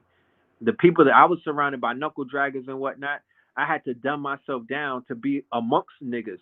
So I couldn't even fly that flag like that. So when there was artists who was on some revolutionary shit, when there was artists that was on some pro Panther shit, when there was artists that was on some fuck the system type stuff, I was able to relate to them. And then if I knew that the niggas that I was chilling with and I was cool with fucked with them, it was like, all right, now we have something that we can identify and relate to. So that was a bond right there. You understand what I'm saying? That was how the bond works. You understand? Because uh contrary to popular belief, with all of these woke people running around and whatnot, even these rappers that are claiming woke, even the knuckle draggers and the 85ers that are claiming woke, in 1992 and 91, my nigga, even with all of the Sharif shit that was going around, it was two different islands. It was separate. You kept that shit completely away from the gangsters. The niggas that was selling crack and robbing niggas and getting on the trains and sticking up the whole train and doing devilish shit. The niggas that was really on demon time, they wasn't about none of that revolutionary. They didn't want to hear none of that shit. Even the God bodies turned into motherfucking. They was on. Even the God bodies turned dark. There were God bodies who turned into demons. You know what I'm saying? There was God bodies that was on some demonic shit back in those days. They dropped the lessons, my nigga. They dropped the lessons. They wasn't on that shit no more. They was selling crack, nigga, and they was robbing niggas. The majority of the niggas who went out of town and found quiet towns and tied it down, they was originally God bodies. They was original. But what the fuck? When they got into your town, they might not have been eating pork, but they was doing a lot of pork-like shit. Tying niggas up, robbing niggas, leaving babies all up and down I-95. You know what I'm talking about? Killing, stealing. That's not in the lessons. That's not righteous. But you got a lot of niggas with righteous names who clicked up with niggas from the hood and whatnot who wasn't about none of that, right? Look at the movie Belly. That gives you a little bit of insight, right? Remember Belly. Method Man was God body. The nigga Knowledge was God, Knowledge whose power from Wu-Tang. He played Knowledge and whatnot. He was running the spot in Cleveland. He was God body, right? He was God body. And Method Man, who he called up to kill Keisha and to kill other people, he was God body. But was these niggas acting like gods? Knowledge born. Exactly. These was God bodies. So I'm here to let you know that the gods even got corrupted by the money, the fame, fast life, the women, the cocaine, the heroin, the controlled substances, all things that Shaitan is involved with. They got caught in that trap. Checkmate, nigga. Checkmate. When I was on Rikers Island, the niggas that was running Rikers Island that had the niggas that was super predicates that was cutting captains and lieutenants, God bodies, Fruquan. It was a whole bunch of them, but it wasn't only them. They were mixed in. You had to turn dark because it was the terror. You were in hell. You was on hell on earth, like Mob D said. It was hell on earth. Also, Mob Deep comes out in 91, 92, 93, right? So by time 93 hits, right? By time 93 hits, Tupac is going to Rikers Island and up north. Biggie Small is taking the fuck off, right? I'm talking about this is when his buzz started, right? This is when his buzz started. From 93 to 95 is the beginning of the bad boy era, right? This is the tunnel era. This is what I remember I talked to y'all about the tunnel era. That's a nightclub in New York City where the music that was coming out when we was listening to them on Walkmans and all of that stuff, then they gave birth to a nightclub to where that music became the motherfucking soundtrack to a whole new era. This is another golden age. Okay? This is another golden age. This golden age is called the tunnel era. Way different from the shit from 86. Way different from what Big Daddy Kane and them was on. Way different from what motherfucking Rakim and them was on. Way different. Extremely different. This is some other shit. Okay? Yeah, 94. Right? Real quick. Commercial time. September 30th, on a Thursday, 9 p.m. Eastern Time, we will be producing and introducing and delivering another workshop for the family who are looking for options, who are looking for a way out, who may have to make a life decision about either staying on their job and getting the Jabbington or going completely off the grid and becoming digital nomads, right? So we're going to be bringing our special guest, a brother by the name of Mansa, right? And he's going to introduce to you the Mansa Freedom Plan, right?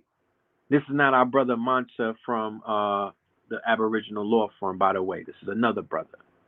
And he's going to be introducing you into insurance adjustments, the future markets, the option trading, future trading, and also the DeFi crypto banking, how to turn the DeFi crypto into banking. All right. I will have tickets on sale in our next show. But if you're interested, the email is right there, redpillar75 at Proton Mail. I would have had the link, but my computer got messed up before we started the show. So hit me on my email if you're ready to be a student. All of my KT aliens, all of my KTL University, all of my stream chasers.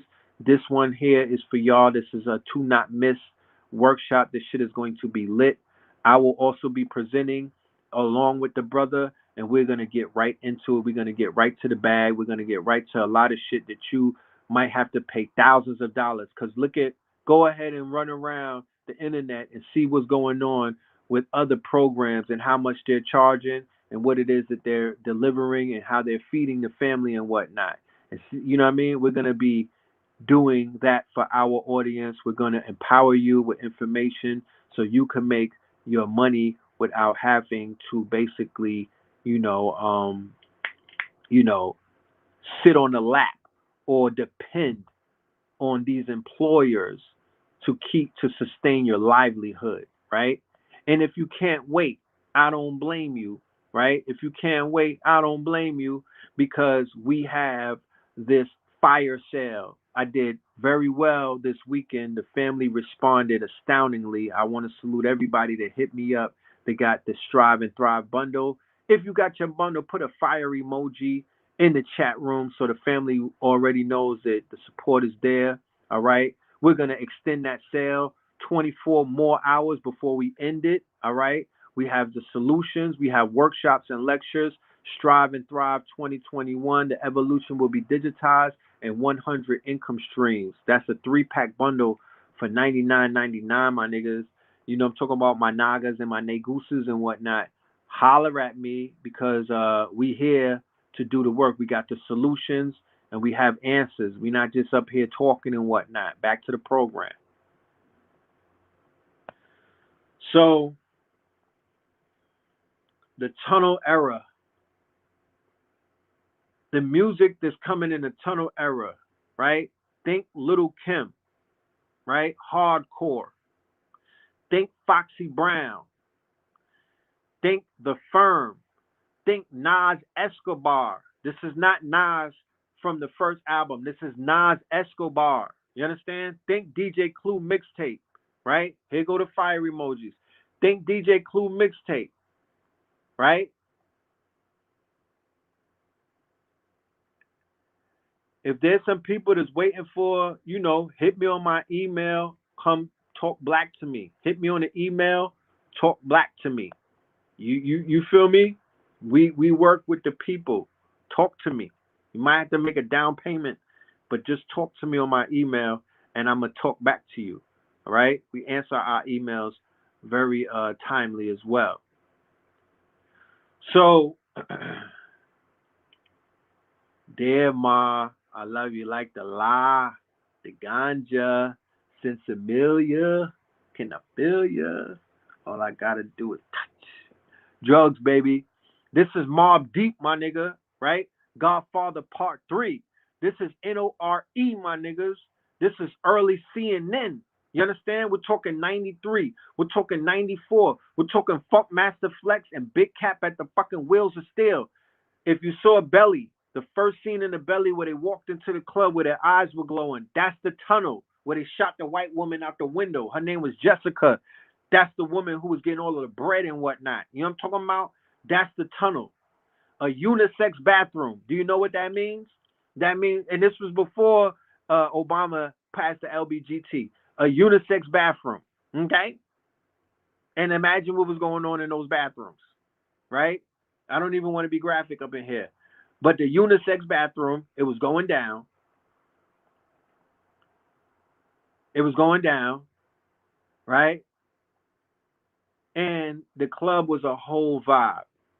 The club was a whole vibe. DJ Clue was running the mixtape games, right? He was running the mixtape. So on the way to the tunnel, we listening to the mixtapes, right? If you listen to a lot of DJ Clue, you might not hear too many Tupacs because Tupac wasn't doing the mixtapes because Tupac got caught up in 92. Like I said, around that time, he had caught a case, and that case slowed him down and whatnot. He was already building his star power up, but the case slowed him down. And when it slowed him down, it gave rise to Wu-Tang Clan, Nas,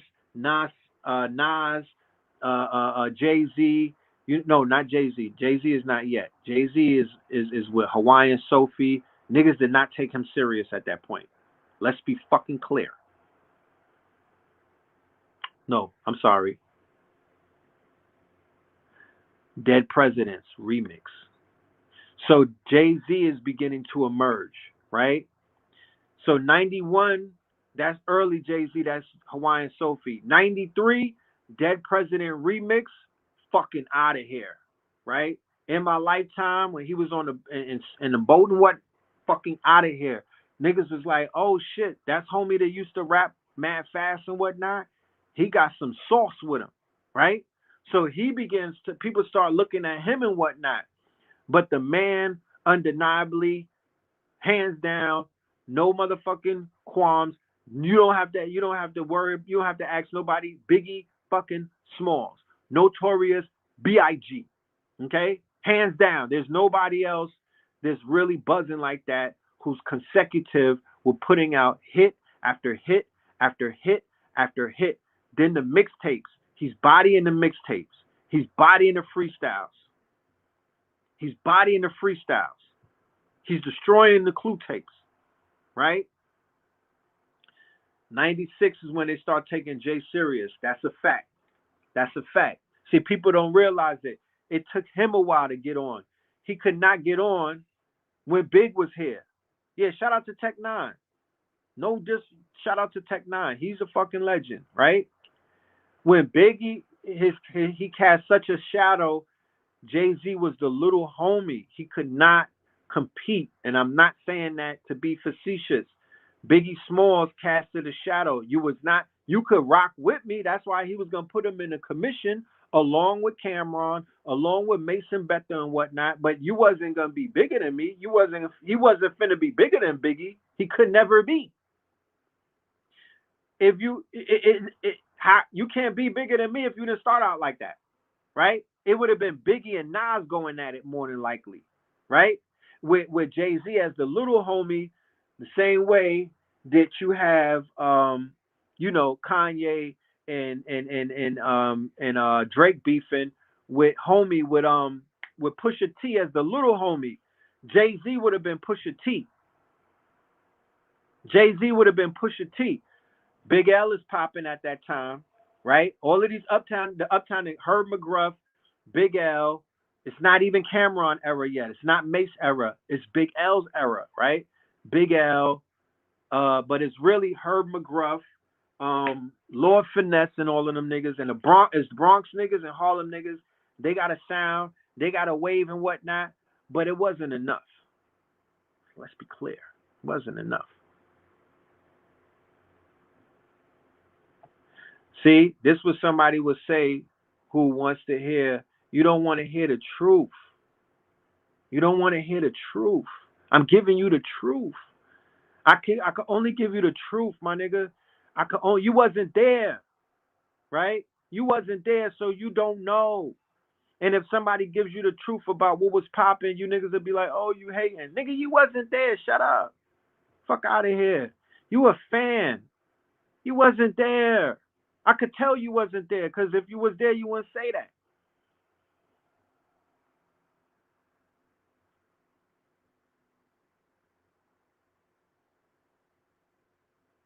You wasn't there. Anyway.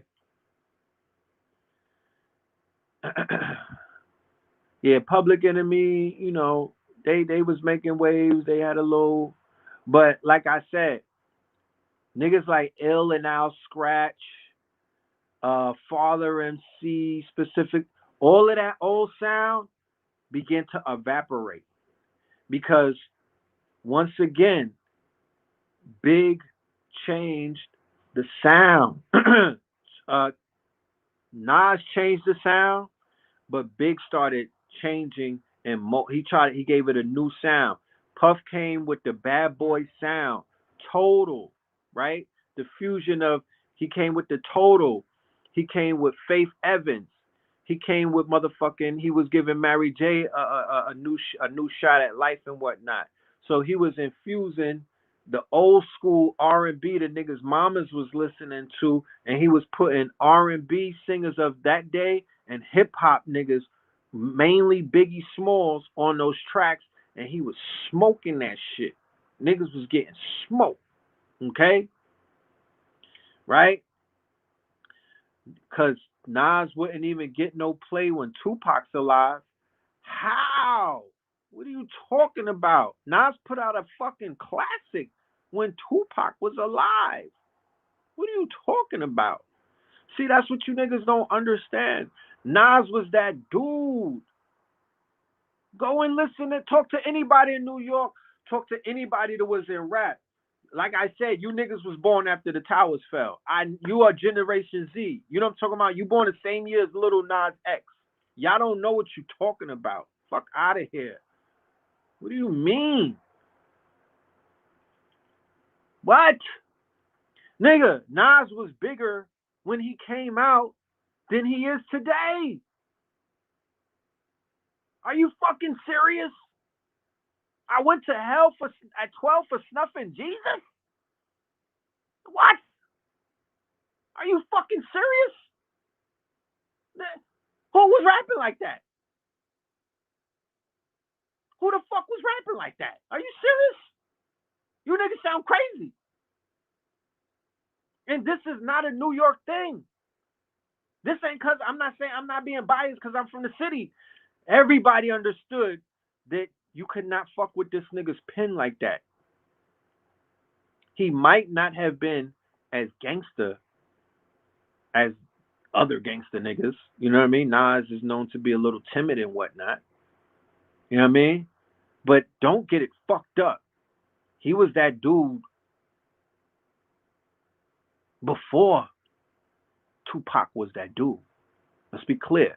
And I'm not out here trying to weigh niggas because I don't want to get into that bag.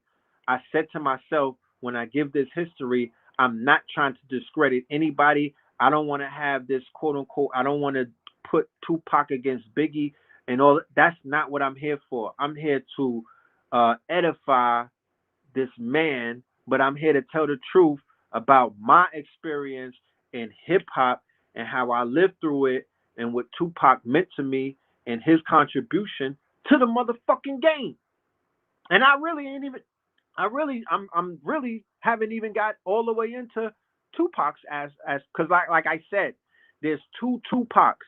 There's post Rikers Island Clinton Correctional Facility, and there's pre, right? And there's pre Tupac. The Tupac that took the world by the storm was when he got out that motherfucking cage and whatnot, and you know he was the Tupac, the fire, the fucking Hellraiser, right? But this is what changed the whole course of Tupac. This would put and y'all niggas are mad because I'm not a dick rider, and I'm not riding niggas coattails, and I'm man enough to say that niggas hated Tupac, right? There was a large hate campaign against your boy, right? When he went to jail. What changed that is when that fucking album came out, when that double album came out, when this nigga was locked up. That's what changed the course, okay? That's what changed the course. Because music will exonerate you from a lot of fuck shit. You've seen it before. Motherfuckers hated R. Kelly until he came out with the Chocolate Factory. And the streets acquitted him. They gave him an appeal. He was held, the streets should have never let that nigga come outside after they seen him pissing on them little girls and whatnot. But they granted this nigga an appeal when he came out with new music, Step in the Name of Love. You old niggas in Chicago gave that nigga a pass. You understand? You gave him a fucking pass. You know what music will do. It will calm the motherfucking beast, and it will give niggas a pass. And that's exactly what that double album did. That's exactly what that double album did. When he came out with that double album, niggas hopped right back on his wood. Pause. And then they start feeling sorry for him that he was locked up. And then what happened? The motherfucker Suge Knight came and got his ass. But during the whole time before that they got him, he was beefing through Vibe magazine and through other publications and hating on motherfucking Biggie Small and Puff Daddy and throwing rocks at these niggas and whatnot.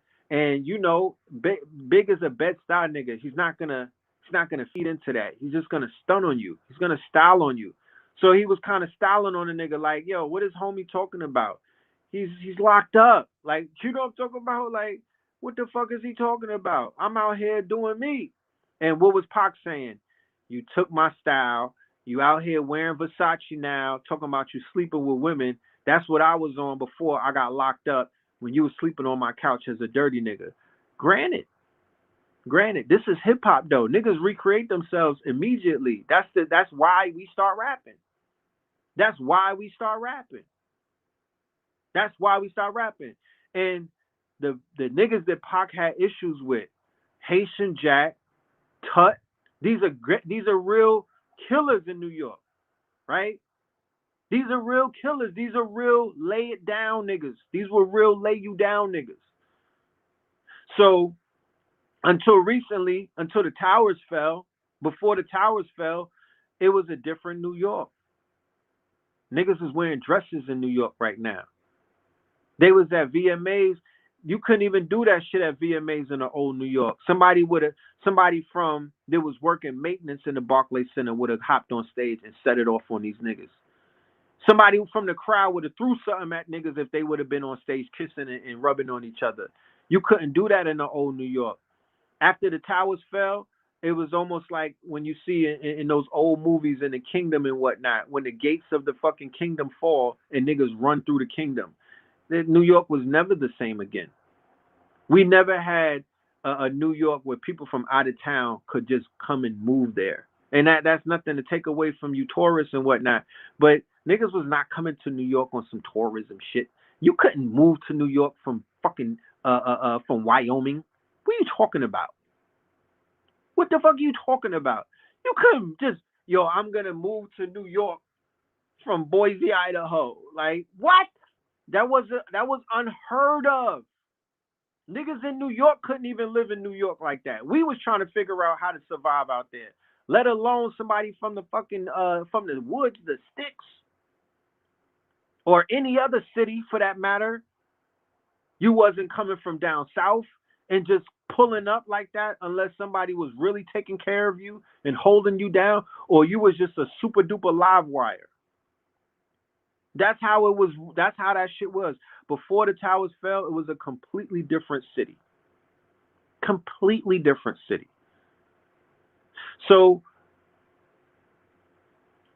Biggie Smalls, Nas Escobar, Foxy Brown, AZ, The Firm, Mobb Deep, all of these people start popping. Snoop Dogg is on the West Coast popping, right? Outkast, maybe one of the first acts out of Atlanta, popping. But that's like 95. Prior to that, prior to that, what was it, Kilo? Who was coming out of Atlanta? Kilo? Huh? Pebbles? Let me know. I might have forgot a name or two, right?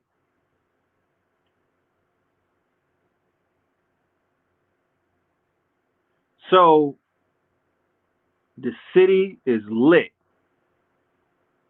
The city is lit. Mike P said Pac was before Nas. Yes, he came out before Nas. I already said that, Mike P. But the impact, right? We're talking about the impact. We're talking about the pen game. We're talking about 5 mics. You understand? We're talking about buzz, my nigga, right? We're talking about buzz. We're talking about impact. Yes, Brenda had a baby. I get around. I made sure to say all of that. Trapped niggas for what was that? What was the album? And all of that was lit with Tupac, Tupacalypse Now, and all of that. I said that, but what I said was when Nas came out with that verse from, see, you niggas is not honest with yourselves. You know what I'm talking about? Y'all be trying to recreate history and whatnot. Y'all try to rewrite history to favor how shit be these days, and you're not keeping it 1,000. You're not keeping it authentic. You know what I'm talking about? That verse from Live at the Barbecue, that shit shifted the whole culture. What are you talking about? And and his album was one of the most anticipated albums of that whole fucking era. And then when it dropped, he did not disappoint. And I don't, and nobody on this live is ever going to tell me that album, that there was other albums that were floating around that you could stand next to Illmatic. And I'm not going to mention none of these artists, but there was no artist who was coming out with albums who could fuck with Illmatic at that point. Let's stop it. Let's stop it. Let's really fucking stop it. Okay? I'm giving everybody their respect and their flowers, and I'm trying to be non-biased, but let's stop it. Like I said, Pac is a New York artist. He's a New York artist. Okay? I don't do the West Coast and all of that dumb shit. I see him as a New York artist whose mama was a Panther, right? He is the greatest rapper alive. He is the fucking GOAT. Keep in mind, I'm gonna give you why he's the GOAT. He's the greatest of all times. I'll go on record saying that, right? But I'm man enough to where I could say the truth, right? Without taking away from anybody. I don't have to diminish no one while giving anyone their props, right? He is the greatest rapper. He is the personification of the greatest artist that could ever be molded. Only because if his mama was not a Afeni Shakur, that would not be the case. Why do I say that? Because in my book, in my category to what the greatest MC is and what he should be and how he personifies, he is the textbook version of it, and it lines up all the way. But it starts with his mama. Okay? It starts with the fact that his mama had him in his fucking stomach while she was beating the motherfucking NYPD in the Panther 21 trial. You can't make shit like that up. You understand?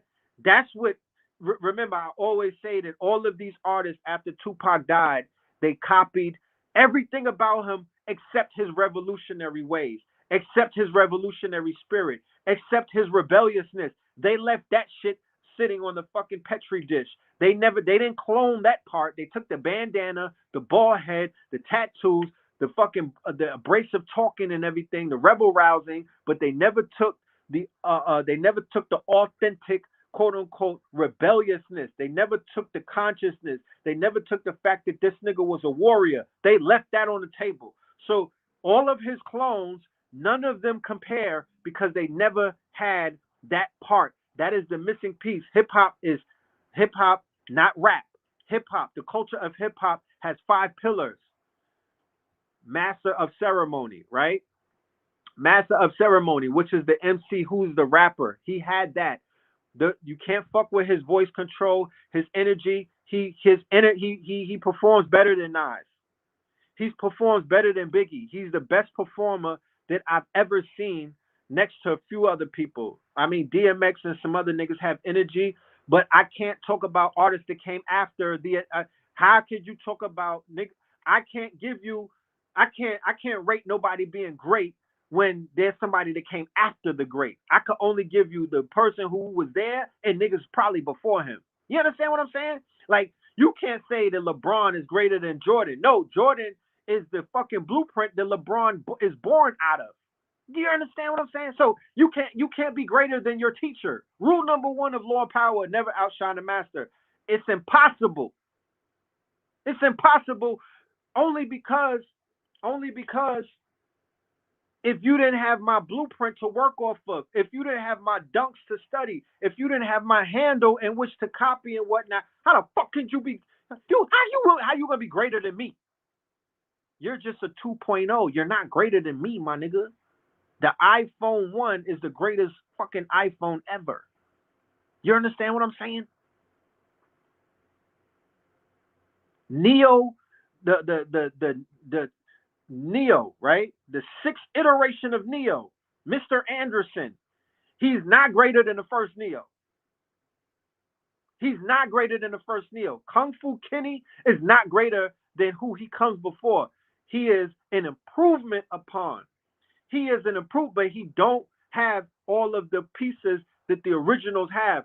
Me, I'm about the original. I don't do facsimiles. I don't do carbon copies. I respect them. I give them their props, but I'm about the original. I do my best to find what the fuck is the original. Y'all should walk with that a little bit more. You know what I'm talking about? Fuck with the originals versus fucking with the facsimiles and the carbon copies. Your life will be better. But like I said, and we know in hip hop, artists feed off of each other. They're inspired, even if they're intimidated by each other. They still pick up pieces from each other. They feed off of the energy of the times. You cannot duplicate 1991. You can't duplicate 1992. You can't duplicate the energy. You can't duplicate the times. It's impossible. So you could have had a great 2003, my nigga. It's not the same era. It's not the same era. LeBron with all of the finals that he went through, nigga, you didn't go up against the Pistons. It's not the same era of the late 80s, my nigga. What are you talking about? What are you talking about? Yes, you could not be a biter. You could not be a biter. You cannot take my style and try to improve upon it. The biters came after the towers fell. The biters came after the towers fell. I hit the bomb right now. The biters came after the towers fell. Who were the towers?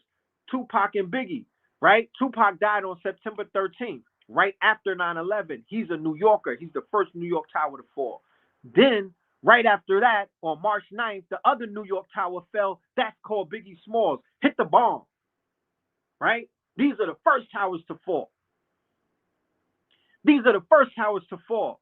These are the towers that represented the divination system that we erroneously call hip hop. Let me get through the 5 pillars of hip hop and to show you how Tupac embodied all of those. That's why he's the GOAT, right? I love Biggie Smalls. I'm from Brooklyn, my nigga.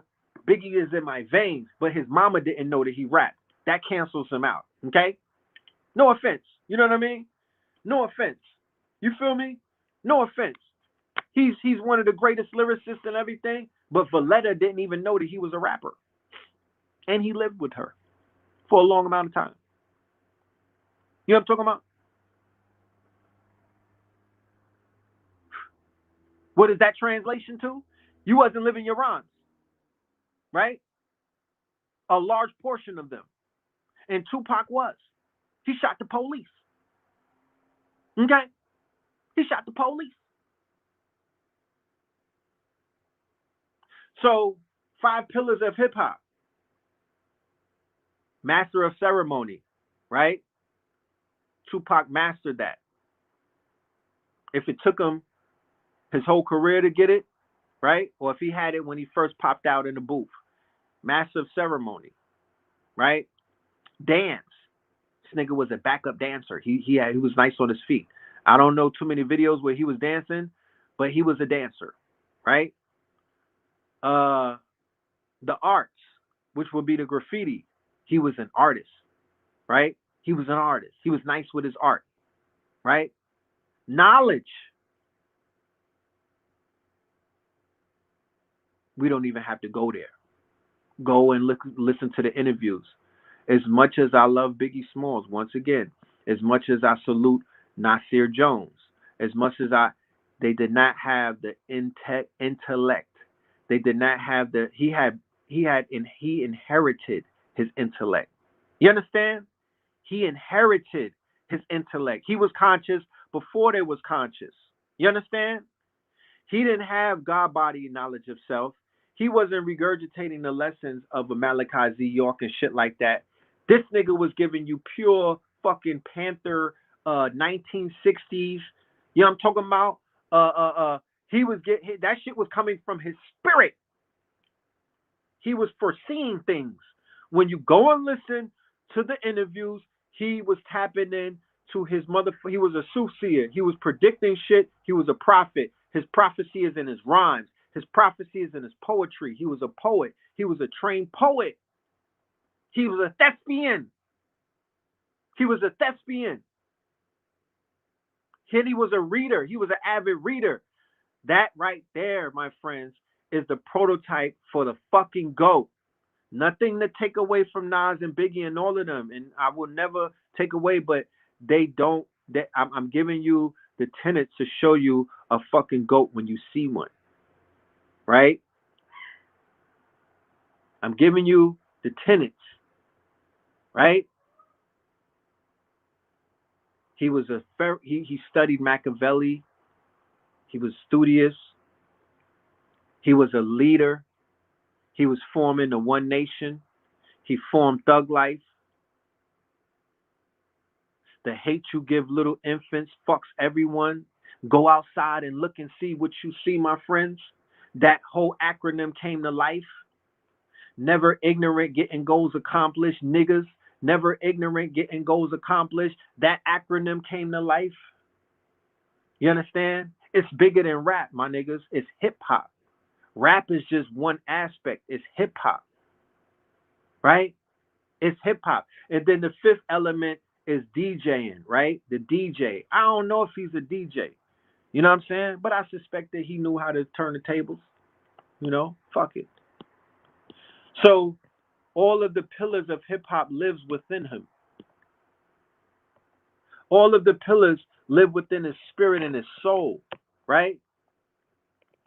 He's more relatable. As much as I love B.I. and whatnot, Biggie was not conscious. He wasn't giving you street consciousness like that. I need balance. I don't sell crack. I don't rob niggas. And I don't do a lot of shit that Biggie was promoting and whatnot. You feel me? At the end of the day, yeah, that's entertainment. But no, by proxy, Tupac takes that. Right? The only person that could really stand next to him would be a Nasir Jones and whatnot, or a Nasty Nas.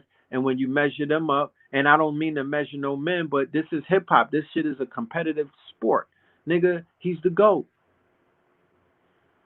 He's the GOAT. His words come true. You could listen to the shit that he put out in 1991, and he could have wrote that shit a few weeks ago. His words are prophetic. His words are prophecy.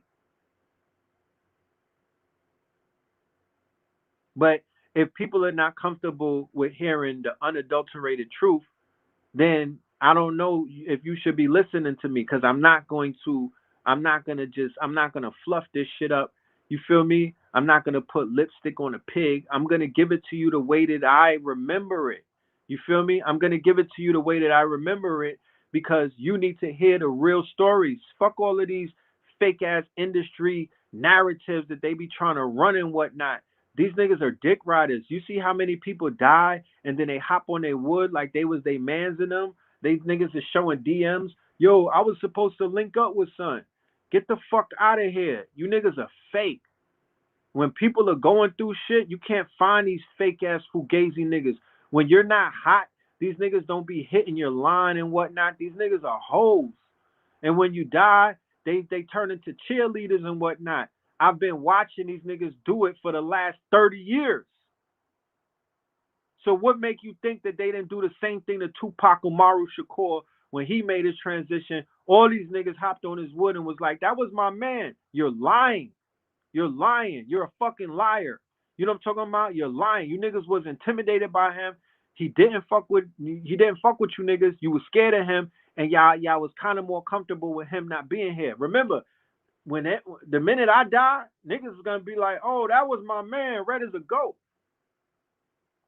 But I'm here now, and it's an intimidation factor. They don't want to say it. They won't stand next to me now. They won't give it up. They won't give it up right now. They'll only be comfortable with you when you're gone.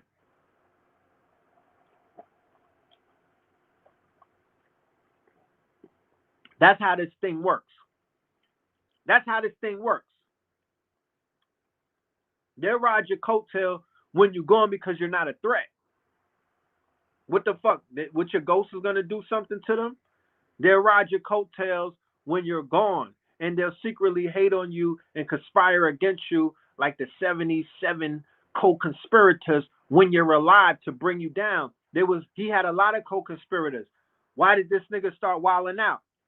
Because he realized that niggas was hating from the sidelines, that you niggas was pillow talking, and he was out here sleeping with the same chicks that you niggas was with, and you know how these broads give it up. You know what I'm talking about? Niggas was out here pillow talking, and they was sideline hating and whatnot, because it's a competitive sport, and Tupac let his nuts hang and whatnot, and a lot of niggas hated him for that. A lot of niggas hated him for that. They hated his guts, and they hated everything that he stood for. Did they pick up the mantle of the revolution? Did they start repeating the shit that he said about the revolution? Did they become revolutionary, or did these niggas become woke? Tupac was woke when he was a baby. You understand? Tupac was woke when he was like 5 years old. You know what I'm talking about? He wasn't woke when he was an adult, my nigga. These niggas are woke, bro. What the fuck does woke mean? That means that you're not gonna do nothing. You niggas are diet woke. You just want to be at the Rock Nation brunch and take pictures with fucking Jay-Z and get a glimpse of Beyonce. You niggas are not deep like that. You're not doing anything. You're not drilling nothing. You know what I'm talking about? You won't bust a grape in a fruit fight. You're not building nothing. You niggas is out here dick riding. You're just regurgitating woke concepts. So anyway, let's get back to the history lesson. Tupac gets his fucking he gets niggas back on his dick when he drops the double album, right? Now people care about him, right? He's getting visits from Jasmine Guy. All of the shorties is going to visit him, but these niggas are not, right? All he wanted was a visit from Biggie. I'm dead ass. That's all he wanted was he wanted Biggie to visit him on an island. And they would have never beefed after that. He just wanted a visit. And Biggie was so much in his ego, and he was so much, and to be honest with you, I think Sean Combs had a lot to do with that, because Sean Combs was molding him from being a street dirty nigga, from being a grimy Brooklyn nigga, where his Timbs was leaning, and he had the dusty hoodie and whatnot, the champion hoodie. He was turning him into a pretty nigga. He was turning him into a quote unquote character, where the character was, you a big Willie, you a hustler, you get money and women and whatnot. That wasn't Biggie. If you watch the documentary, you'll see what the fuck I'm saying. This nigga was a jazz player. He was a good kid, right? And he was a hand-to-hand crack dealer. Call him Fat. He was Fat Chris in the hood, right? Salute to, shout out to his hood. He was Fat Chris, right? And if you're a fucking Big Willie, your mama knows that you're a. If you become a kingpin in the hood, nigga, your mama gonna know that you're a kingpin. Let's be clear. She's not gonna be like, oh, I didn't know that he was a kingpin. No, nigga. You when you selling hand to hand, nickel and dime, maybe you can hide that from your mama, but never when you blow up. You first of all, you're not gonna live with your mama no more, and your mama not gonna know that you wasn't selling drugs. Let alone your mama not gonna be like, oh, I didn't really know that he was rapping, but you was in a Juicy video, Valletta. What are you talking about? Isn't that you right there in the Juicy video? But anyway, whatever. He wanted a visit from Biggie on Rikers Island. That's all he really wanted. And I suspected Sean Combs with his bitch ass was telling that man, don't go to visit this nigga because he got a dirty, because remember, a rape charge is a dirty jacket. It wasn't like he was up there for shooting a popo. He was there for a rape charge. Niggas had backed up off of him. The same way that they waiting for this nigga to get found guilty so they could back up off of him and be like, yeah, I don't fuck with him no more. So that's what happened. Biggie probably wanted to go see that nigga, but Puffy was like, no, I'm invested in you, nigga. You bad boy's face. You can't go see that nigga. You feel me? Fuck that nigga. And Tupac felt that energy, and the word probably got back to him, so he started his campaign.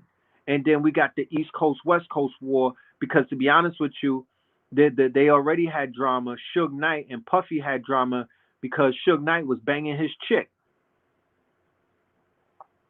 Right? Suge Knight was beating up what's her name? The Chinese, the shorty that looked Asian. He was beating her back out, right? So they was beefing over women. Box. That's what this shit really was about. Women. You know what I'm talking about? And then you see the 95 Source Awards. Suge Knight gets on stage. Yo,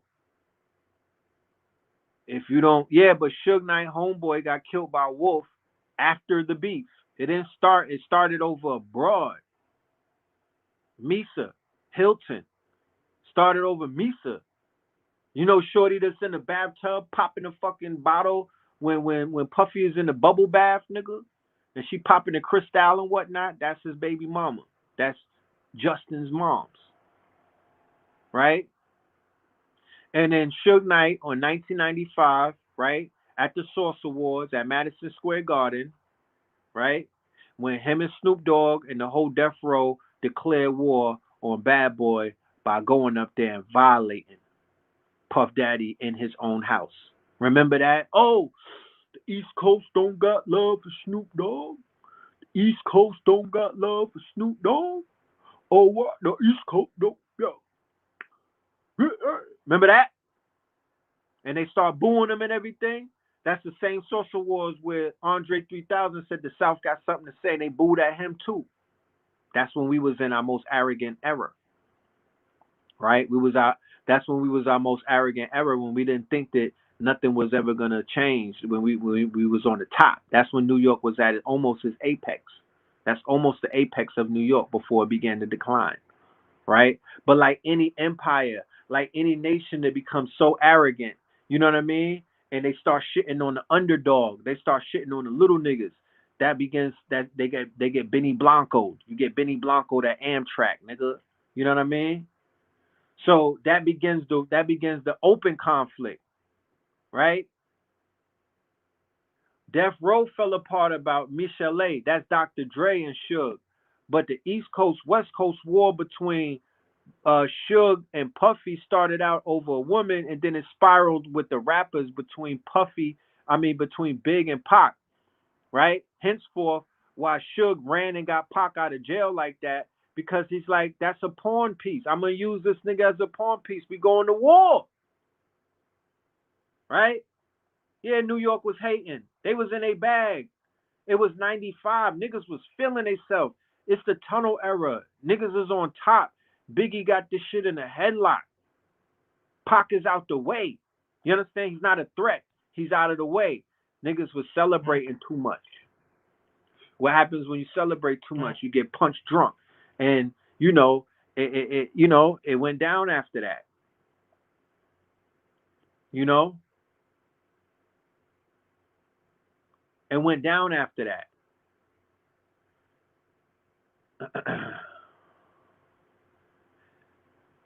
Big was great for not writing and gave us two classics. Big gave us uh, Big gave us two classics, but Big gave us mad club joints, remixes, the total remix, the fucking he gave us mad remixes, and like I said, you niggas wasn't listening to mixtapes. Y'all be the people that just listen to singles and shit. We a different type of ear. It's a different type of energy that I'm referring to, right? I'm talking about the mixtape era, right? I'm talking about the mixtape era, Mr. Born after the 9/11. I'm talking about the mixtape era where you really got your buzz at, where you really establish your motherfucking name as a spitter, as a real writer, even if you didn't write. The way that you spit sounds like you niggas was up all night writing. It was on the mixtape and in the club. Because like I said, hip hop shifted in 93 from mixtape into club music. Now it's strip club music. The tunnel era is the birth of club music. The tunnel era is like the explosion of niggas having hits in a discotheque, right? Prior to that, when we would go to the club, it was club still, but you had Warehouse, Palladium, and all of this, but it was a meat fucking packing district. It was a sausage fight. It was a sword fight. It was like 4 shorties with fucking door knockers and 40 niggas on them. Okay? And the shorties look like Rage. They look like fucking you know what I'm talking about? They look like Babs Bunny and whatnot. You know what I'm talking about? Huh. But then after that, when Little Kim came out, I don't know what the fuck happened, but all of a sudden the baddies started popping up out of nowhere. I didn't even know that they existed. She gave birth to baddies. That's a fact. You could ask anybody. Little Kim and Foxy, those are the you know, that's the thought node. That's the thought node. They gave birth. They're like the thought gizmos. You know what I'm talking about? They're like the thought gizmos. You put water on them, and all kind of thoughts started popping up, and all kind of Adina Howard. Adina Howard was she kind of primed the walls and whatnot, and then Little Kim and them painted it. Taking in the buns. Yeah, what? She brought the freaks out, nigga. The fuck is you talking about? And that's what made the club pop off. That's what brought that's what made niggas hop out and jump in $100,000 cars and whatnot and start putting Rolexes on and wearing diamonds. You understand? We didn't have nothing. We didn't have an incentive to do that before. We was fucking with around the way girls. They wasn't inspiring us to become millionaires like that. They didn't have it in them to pull that out of us. When Foxy and them came and Little Kim came with that talk, when they came with that talk, niggas got fully in their bag and started really changing. I watch artists. That's why I'm like, fuck what anybody says. I watch hip hop artists terraform the hood into what the fuck it became. I watch niggas hop out of Toyota Corollas into 500 Benzes. You understand? Into 500 Benzes. You had to be there. You niggas was in the crib. You had to be there. You had to be there. And I'm not just talking about with your Walkman. You had to be outside. You had to see the shift. You had to see the change. You had to see the impact that the fuck is going on in the whole culture through the music. Magical shit, my niggas. There's no that you can't recreate that in Hollywood. I don't want to hear about no series that's coming out. You'll never be able to capture that feeling. Never. It's organic. Had to be there. You understand? You had to be there. Niggas transformed from ashy to classy. That shit that Biggie spit was a real fucking covenant, nigga. That was a commandment. Niggas went from ashy to classy. Everything changed. We changed. We cleaned up. We went from petty and we bigged ourselves up. We was looking at $1,000. We was thousandaires, and our minds started shifting to becoming millionaires. Even the rappers, them niggas was not selling a million. Jay-Z did not go platinum. All I hear is platinum that with platinum this. You won't got no platinum hits. Remember Mace was stunting on him? Remember Mace and him had a secret war? All I hear is platinum that, platinum this, platinum wrist. But you don't got no platinum hits. Jay-Z wasn't platinum, nigga. Niggas wasn't even going platinum like that. They made platinum attainable. They made niggas want platinum or die. We was wearing platinum. I didn't even know what platinum was. I had no. I thought platinum was aluminum. We was wearing fuck silver, nigga. We was wearing platinum. We was wearing diamonds. And we got all of that out the mud. We didn't go to our mama. We didn't rob our mother's pocketbook, you bum ass niggas. We didn't sell ass. You know what I'm talking about? We didn't lay on our backs. You weird ass niggas. We wasn't out here selling neck. We wasn't on Uber Skeets. We wasn't on Backpage. We wasn't whoring ourselves. You understand? We was taking it. Them niggas put batteries in our backs. They was like, yo, we gotta live like mafioso. We gotta live big, nigga. Remember Juicy? It was all a dream. We gotta live big. These niggas breathed life into the hood. And some of the people that's running the industry right now, a lot of niggas in your hoods, even your big homie probably got put on by a New York nigga who really was helping, put him on. You know what I'm talking about? Whether they was in a pen together or niggas who passed through your town and whatnot. All of them got charged up through this music. Let's be clear. Let's be clear. You know what I'm talking about? Let's be clear. All that, I'm buying houses. I'm hopping out of European $100,000 cars. I'm walking around with 20 racks and 30 racks. Where the fuck you think that started from? I'm wearing name brand designer. And where you think that started from? You can front if you want. You ain't gonna get past me. You can act crazy if you want, nigga. You can try to rewrite history if you want. But we know where it came from. We know that you niggas are borrowing the cloth. No offense. Don't get in your feelings. Just pay homage. We know where it started from. And to be honest with you, Tupac didn't start that. I love my brother, but he didn't start that. Okay? He didn't start that. When he came home, shit was wavy. Right? He hopped right in the Versace shirt, but it was already, you know what I'm talking about? Niggas already had that. It was already wavy when he got out. So there was a 3-year era, a 3-year window where the whole fucking culture upgraded and shifted, and niggas went from wearing Timberlands and hoodies and baggy clothes and looking real fucking dusty and scary to niggas looking clean, looking good, shining like diamonds. It's shiny suit era, nigga. You know what I'm talking about? Looking real and yeah, ask the ladies, nigga. Ask the ladies. They was watching. I don't give a fuck where the chicks in Alaska was watching. And they didn't even have the internet, and somehow they still seen us. They was watching. They seen us. Shit, when you go to the tunnel, I was bagging shorties from fucking Nebraska, nigga. They was traveling. They heard about us. Stop playing with me. What year? 93, 94, 95, motherfucker. Get live, motherfucker. You remember that? 95, motherfucker. Get live, motherfucker. That era. 93, 94, 95, nigga. From Ashy to motherfucking Classy, nigga. That part. Niggas was lit. I'm talking about everybody. Walking around with thousands of dollars on us. Chilling. Sitting on $500,000 with all my guns, all my sons, all my women. And then they killed the big homie. and then it died. 97.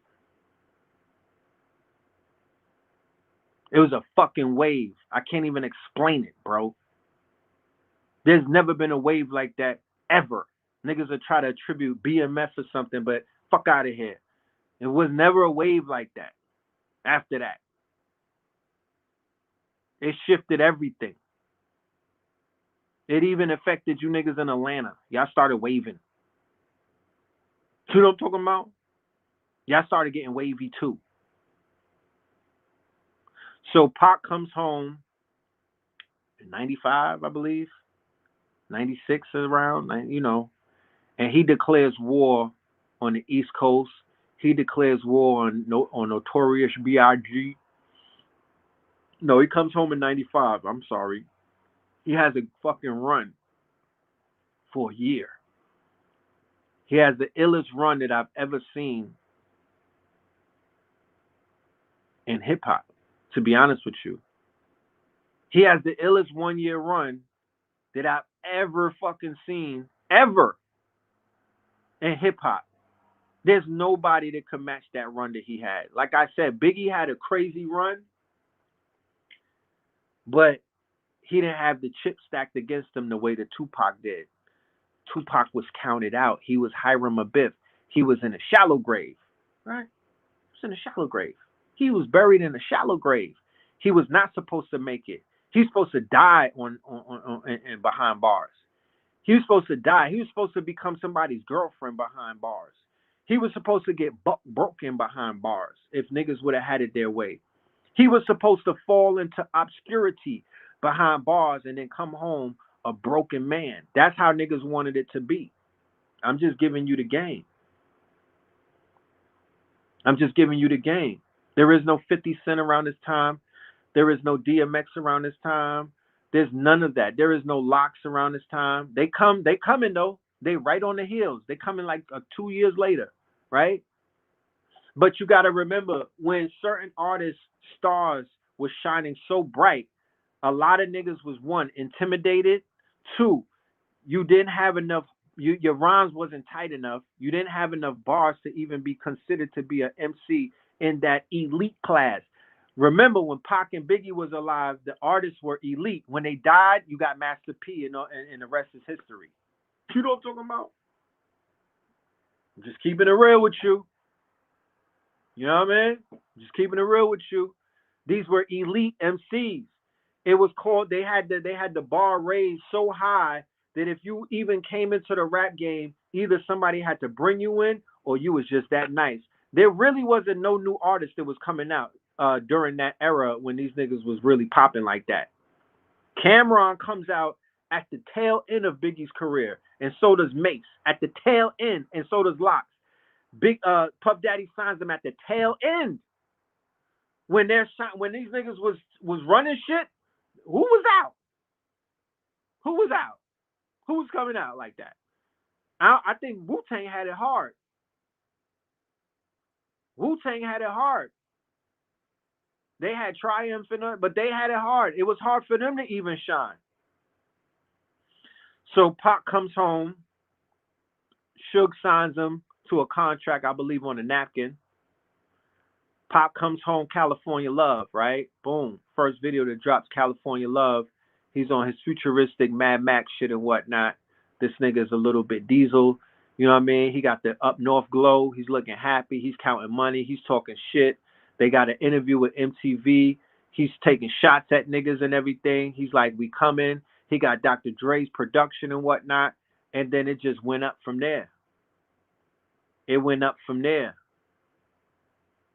It went up from there. AZ was spitting at that time, but AZ comes out in AZ is on Stillmatic. AZ already was out.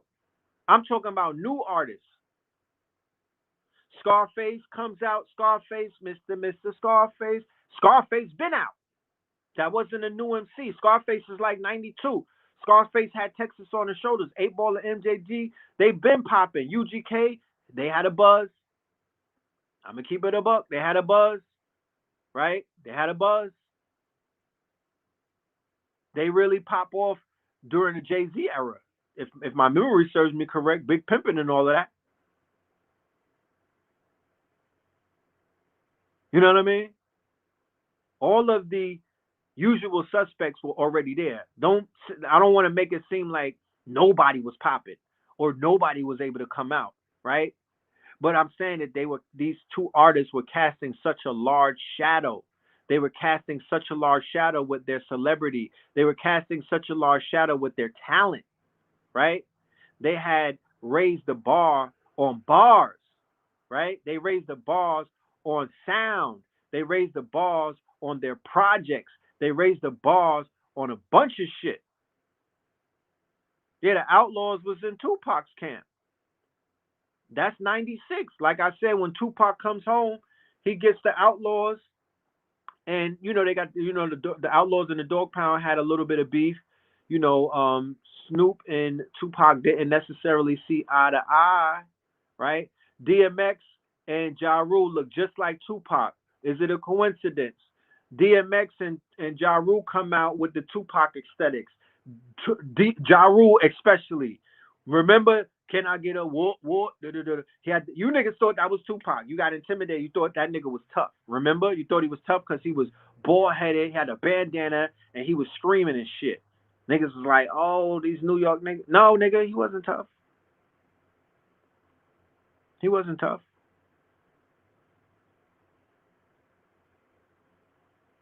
So we was rocking with Tupac from the gate. I mean, we was rocking with Scarface. Remember, Scarface and Tupac had this shit smile and whatnot. That was an instant classic. Niggas was afraid of Scarface. Scarface was a problem. Okay? Scarface was a problem. Nobody wanted to fuck with Scarface, and they didn't want no smoke with Scarface. Let's be clear. Master P did big numbers. So did MC Hammer. What is that saying? And I'm not taking nothing away from Master P, but when Tupac, Master P, they would, And then Master P said something about Tupac putting them on and some other things. I'm like, I don't believe you. Not like that. You niggas he didn't front page you. When a nigga passes through, you might open up for him. He might fuck with you because you got bread. Don't do that. Tupac wasn't pushing you, nigga. Wasn't pushing you. Hammer was Pac's guy. Yeah, Hammer was that dude. Don't get it fucked up. He didn't make the type of music that I could shake my tail feather to. You know what I mean? He was considered he was a commercial artist and whatnot. Yeah, Master P was an underground artist from the Bay Area. Facsimile, right? Master P blew up.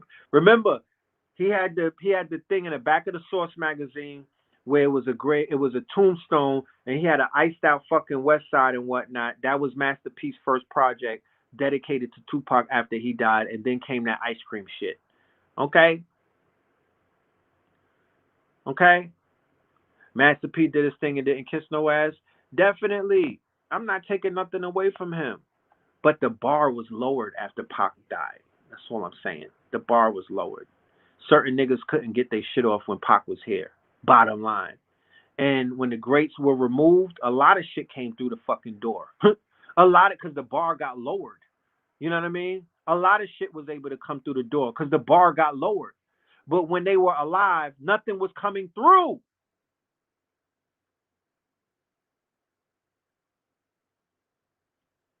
Wasn't coming through. It couldn't. People, the sound. It's a sound frequency thing. When there's a sound, when there's a water rises to its highest level, when there's a certain type of sound on the scene, when there's a certain lyrical skill, it's called the bar is raised to a certain limit.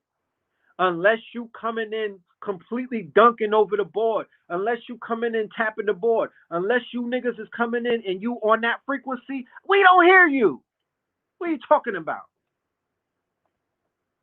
We don't hear you. The fuck? And another thing, it wasn't 100 artists coming out a fucking year when these niggas was alive. You might have had 5 or 6. That was the era where you just could not come out and say that you was a rapper. Everybody thought that they could rap, but after Big and Pac died, everybody tried to rap. Everybody went for it. They wasn't stupid enough to do it when these niggas was alive. Everybody thought that they could rap. Niggas was playing with it, but the niggas who was playing with it actually made that their career after the fucking goats left the scene. You understand? It's the same thing on all industries, all around the board. If you niggas been in the streets, you know what I'm talking about. When there was certain leaders and big homies and real niggas on the scene, you niggas was watching them from your window. When they got swept up or bodied and whatnot, that's when you came outside and you started acting fucking tough and you picked up a rag and whatnot. That's when you decided to be a gangster, you weird ass niggas. I know about you niggas. You understand? I've been outside, nigga. I know you niggas hopped off the porch when it was safe. It's the same thing in a rap game. These niggas hopped off the porch when it was safe. And they was inside of the house when these niggas was out here running in these streets.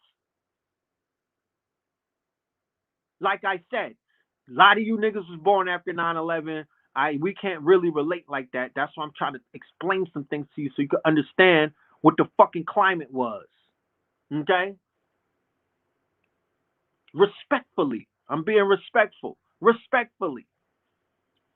I'm just giving you the big homie talk. You might not have a big homie, or your big homie might have been a lame. That is a possibility. You know what I mean? Like, this is 2021. It's been like 5 generations already removed. Do you understand what's happening? It's been about 5 fucking generations already scraped off. We talking about massacres have taken place. Numerous sweeps have taken place. Niggas got deported, my nigga. Real niggas done got deported, right? Deportees. You niggas got sent back to Jamaica and fucking Haiti, nigga. And Trinidad and all of that. Niggas done got washed. This niggas went up north. It's been about 5 different generations of layers of niggas that have been removed from the hood, and now you niggas is outside. I know this for a fact. And you niggas, you act tough by default. You act like you them niggas by default, and you're not, because you did not have that same energy when real niggas was outside. When the Lions was outside, you niggas was pussycats. I know this. Hit the bomb. Fuck out of here. You can't get over on me. You can't get over on me. You the big homie's little brother. You the nigga who was peeing the bed when the big homie was alive. Stop fucking playing. You're wearing your older brother's clothes, nigga. Fuck out of here. You're using his rhyme book. Shit. You won't admit it, but I'll tell you to your face. You know what I'm saying? Stop it. Not over here. Go do that on some channel with niggas who were born after 9/11 who don't know the truth. Okay? Who don't know the truth. All you off-brand niggas. I'm not impressed. I know a fucking legend when I see one. I know an OG. You know what I'm talking about? You niggas are OZ. You came out when Oz was out. You're post Wire. You're post Omar from the Wire. You're post Boondocks. Fuck out of here. You got your gangster watching Boondocks. You niggas got woke watching fucking Riley on Boondocks. That's when you woke up. Try to act like you been here. Like your third eye been lit. You stop it. You know what I'm talking about? Don't let me act up. But anyway, Tupac came home. He started acting up. He put the Versace on. You know what I mean? And he was just too much for Biggie, bro. I'ma just keep it a buck. He was a little too much for Biggie. He was a little too rambunctious. He was a little too much in his bag. You know, Biggie is not the bragger. He don't have the same energy as Tupac. If you pay attention to both of them, they're both Geminis, but Biggie was more of he was a more of a laid back. He's a big dude. You know, he's laid back. If he wants to smoke his trees, you know what I mean? You know what I mean? He want little Ken to play with his belly and whatnot. He wasn't that rambunctious as Tupac. Tupac was lit. Tupac was, he was a firecracker. Like he said in his rhyme, he was a hellraiser. You know what I'm talking about? He was a hellraiser. And that nigga's energy kind of overpowered the whole Biggie wave. And then he dropped Hit 'Em Up. and it was over after that. You know what I mean? Niggas in my hood try to stun on me. Real talk. You had these crypto Tupac lovers, because you got to understand, in Brooklyn you couldn't be on some Tupac shit until Hit 'Em Up came out, and then niggas had the bragging rights. You know what I'm saying? They had the bragging rights, and the whole game shifted. The whole game shifted, right? The whole game shifted, and then Pac started putting movies out. Well, most of those came out when he died. Bulletproof, the other one, gang related. But Machiavelli, right? Machiavelli, 7 Day Theory. Now,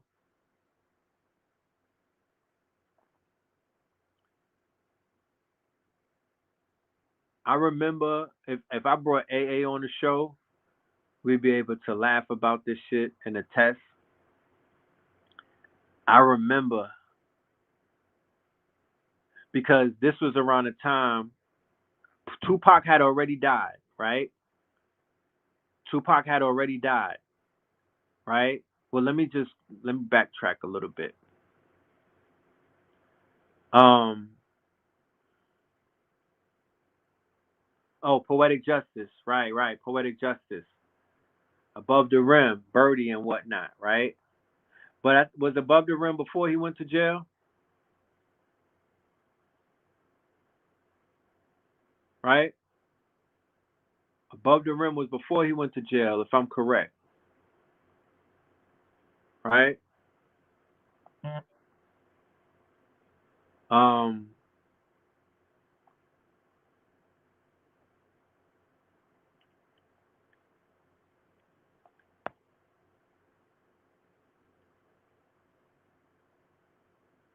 so Pac gets shot, and we remember the Quad Studio shit.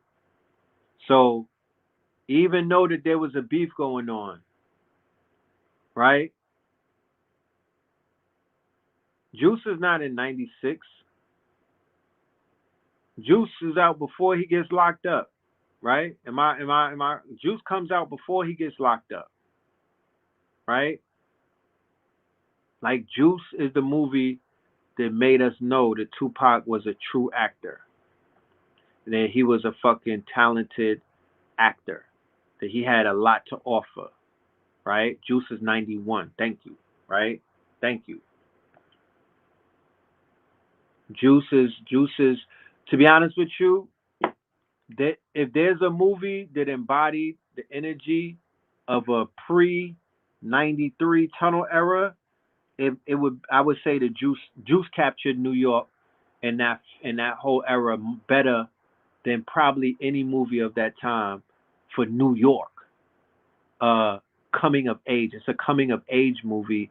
It's a period piece, right? It's a period piece that captures the that time. So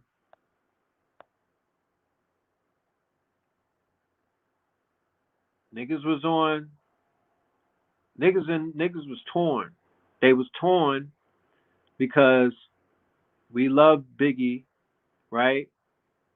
But inherently we knew that Biggie wasn't 100% exonerated. We knew that Biggie didn't get him lined up, right? Everybody in the streets knew who shot Tupac, right? The same way, allegedly, you niggas in LA knew who the fuck killed him and never said nothing, right? And we're gonna talk about that, you bird ass niggas. I hate you niggas for that, right? The fact that you niggas knew who killed them and you allowed this fake ass conspiracy to carry on, and nobody handled the business all of these fucking years. And we had to watch Vlad TV. We had to watch Vlad fucking TV to find out who killed Tupac Shakur. When you niggas on the West Coast knew all of these years, you niggas ain't do nothing. You know what I'm talking about? And you claim that you love Pac, but you niggas ain't do nothing. I don't respect that. I don't respect that. And then I come to find out who killed Biggie, and you niggas in New York didn't do nothing, and I don't respect that. He said I rely on Bed-Stuy to hold it down if I die, and they running around talking about, yeah, my man killed them. Everybody knew that. I'm like,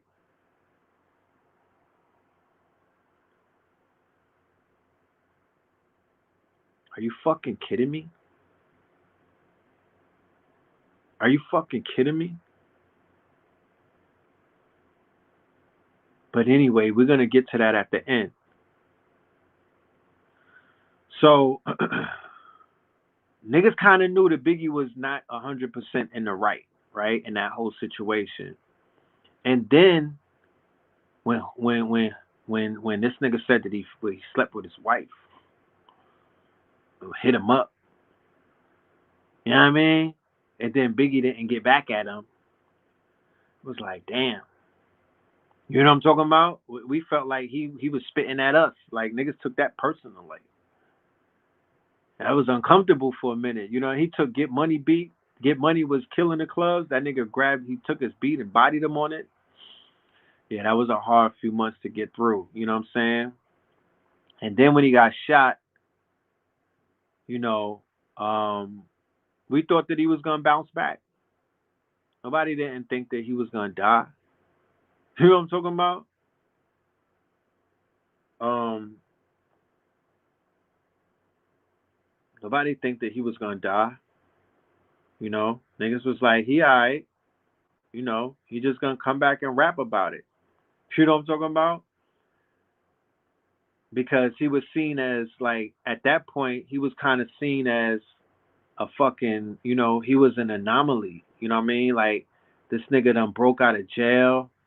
He popped off. He got more lit in 1 year than some niggas they whole career. You feel me? He put out Hit 'Em Up. He went against a whole fucking coast. He came out with Death Row East. This nigga was in New York with the Death Row East t-shirts on. This nigga came at Nas. He came at Jay-Z. He came at Mobb Deep. He came at mad niggas. Niggas was like, this nigga's a fucking demon. He's on demon time. Like, he was becoming a whole fucking problem for everybody. Then, when we seen a nigga stomp homie out, don't say King Von is the Tupac of this generation. Rise and power to King Von, right? But let's not go there. Let's not go there. You know what I'm talking about? Let's not do that. I respect King Von and everything, but I can't necessarily say all of that. We no. But anyway, I spent all of this time explaining to you and running you down the ingredients, the qualities, the genome of a Tupac Amaru Shakur. I even had my brother from London. Shout out to my good brother across the pond. If my computer didn't fucking crash, I had a whole presentation and I was gonna read from a book that my good brother put out about Tupac. The shit is deeper than Lake Lanier, my nigga. You know what I'm saying? I was gonna give you the real rundown and give you. I'm just gonna really give you the fucking the true Panther. You know what I mean? The tenets of who this man was. You cannot compare everybody to him. Let's not do that. He's not a regular person. He's not a regular person, even though, like I said, I've said it before, King Von has messianic energy. He has Black Messiah energy. He was going to evolve and grow to be a fucking problem. I was gravitating towards him when I was in Atlanta. I knew one of the brothers who shot videos for me.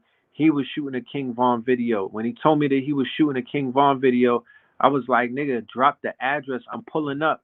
He was like, yeah, they got guns and everything out here. I'm like, and? I'm not coming to drill the nigga. Drop the Addy. I'm pulling up. But he never did that. But I wanted to meet him because some things that I wanted to talk to him about, right? Yeah, the Muslim family, him and Dirk. Yeah, and much respect to him, much respect to Dirk, much respect to Big Dirk, much respect to the Shah and everything, right? But you know, let's keep Pac. Let's just keep him. Let's keep him in a more sacred space. and you know, not line them up with everybody right now. Respectfully, I'm just saying, let's just do that, please. So,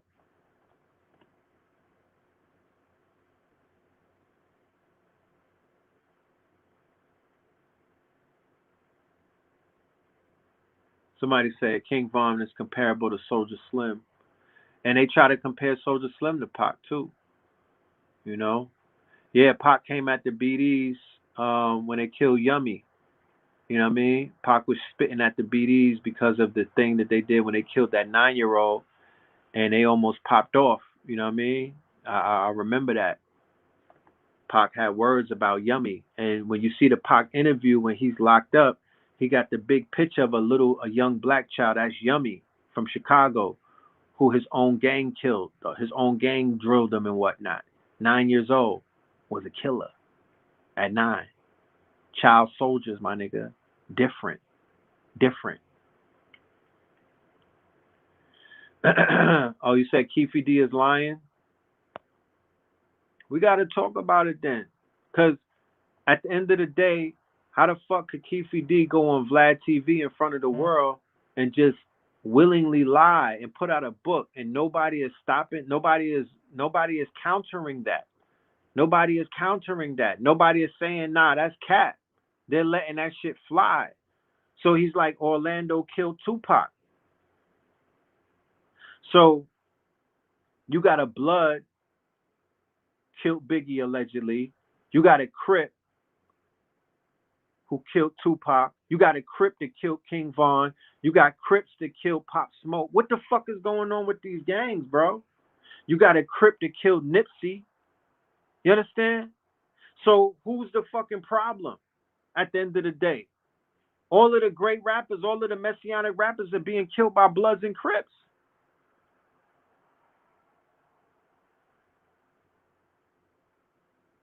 So back to the whole thing about Tupac. When Biggie found out that Tupac got killed, died, or succumbed to his injuries, Biggie got crippled, right? Biggie became crippled. Do you know that? Biggie became Little C's. I was hard as Ripple B until Little C's crippled me. Little C's crashed the car and that nigga went flying through the windshield, right? And broke his leg. Right. Somebody said Keefe did it and Orlando was the scapegoat.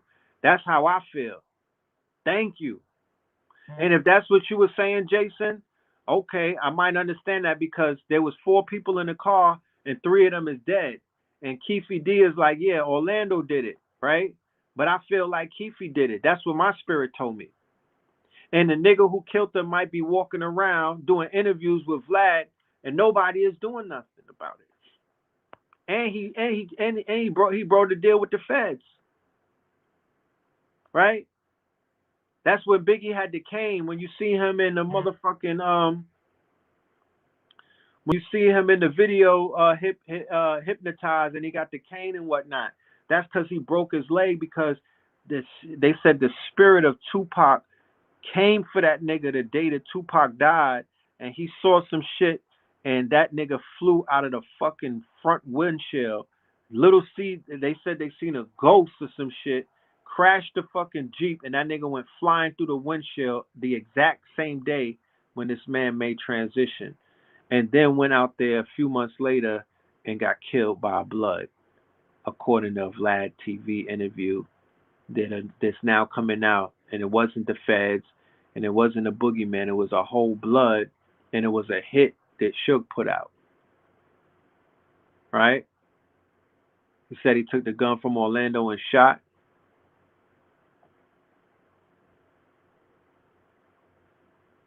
Right? So you got people joining these gangs, and these gangs are killing all of the top rappers, right? Specifically the Crips. And they had us all of these years looking at the feds and the LAPD, and it's the fucking Crips behind all of these rappers. They killed Pop Smoke. They killed fucking King Von. They killed Tupac Amaru Shakur. You don't see a fucking pattern here? They killed Nipsey Hussle, my niggas. And when you take away all of these people and their contribution to their communities and to the game and to the culture, you see that they left a huge vacuum. And you niggas is cool with that? There's not, you don't see a problem in that?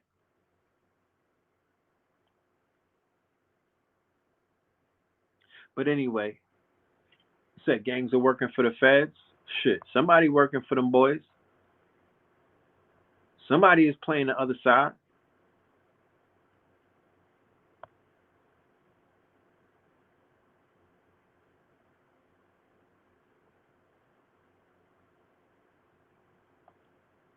You said Russell Poole knew the truth and he died inside the precinct. Interesting. LAPD was involved. Mm-mm-mm-mm-mm. Mm-mm-mm-mm-mm.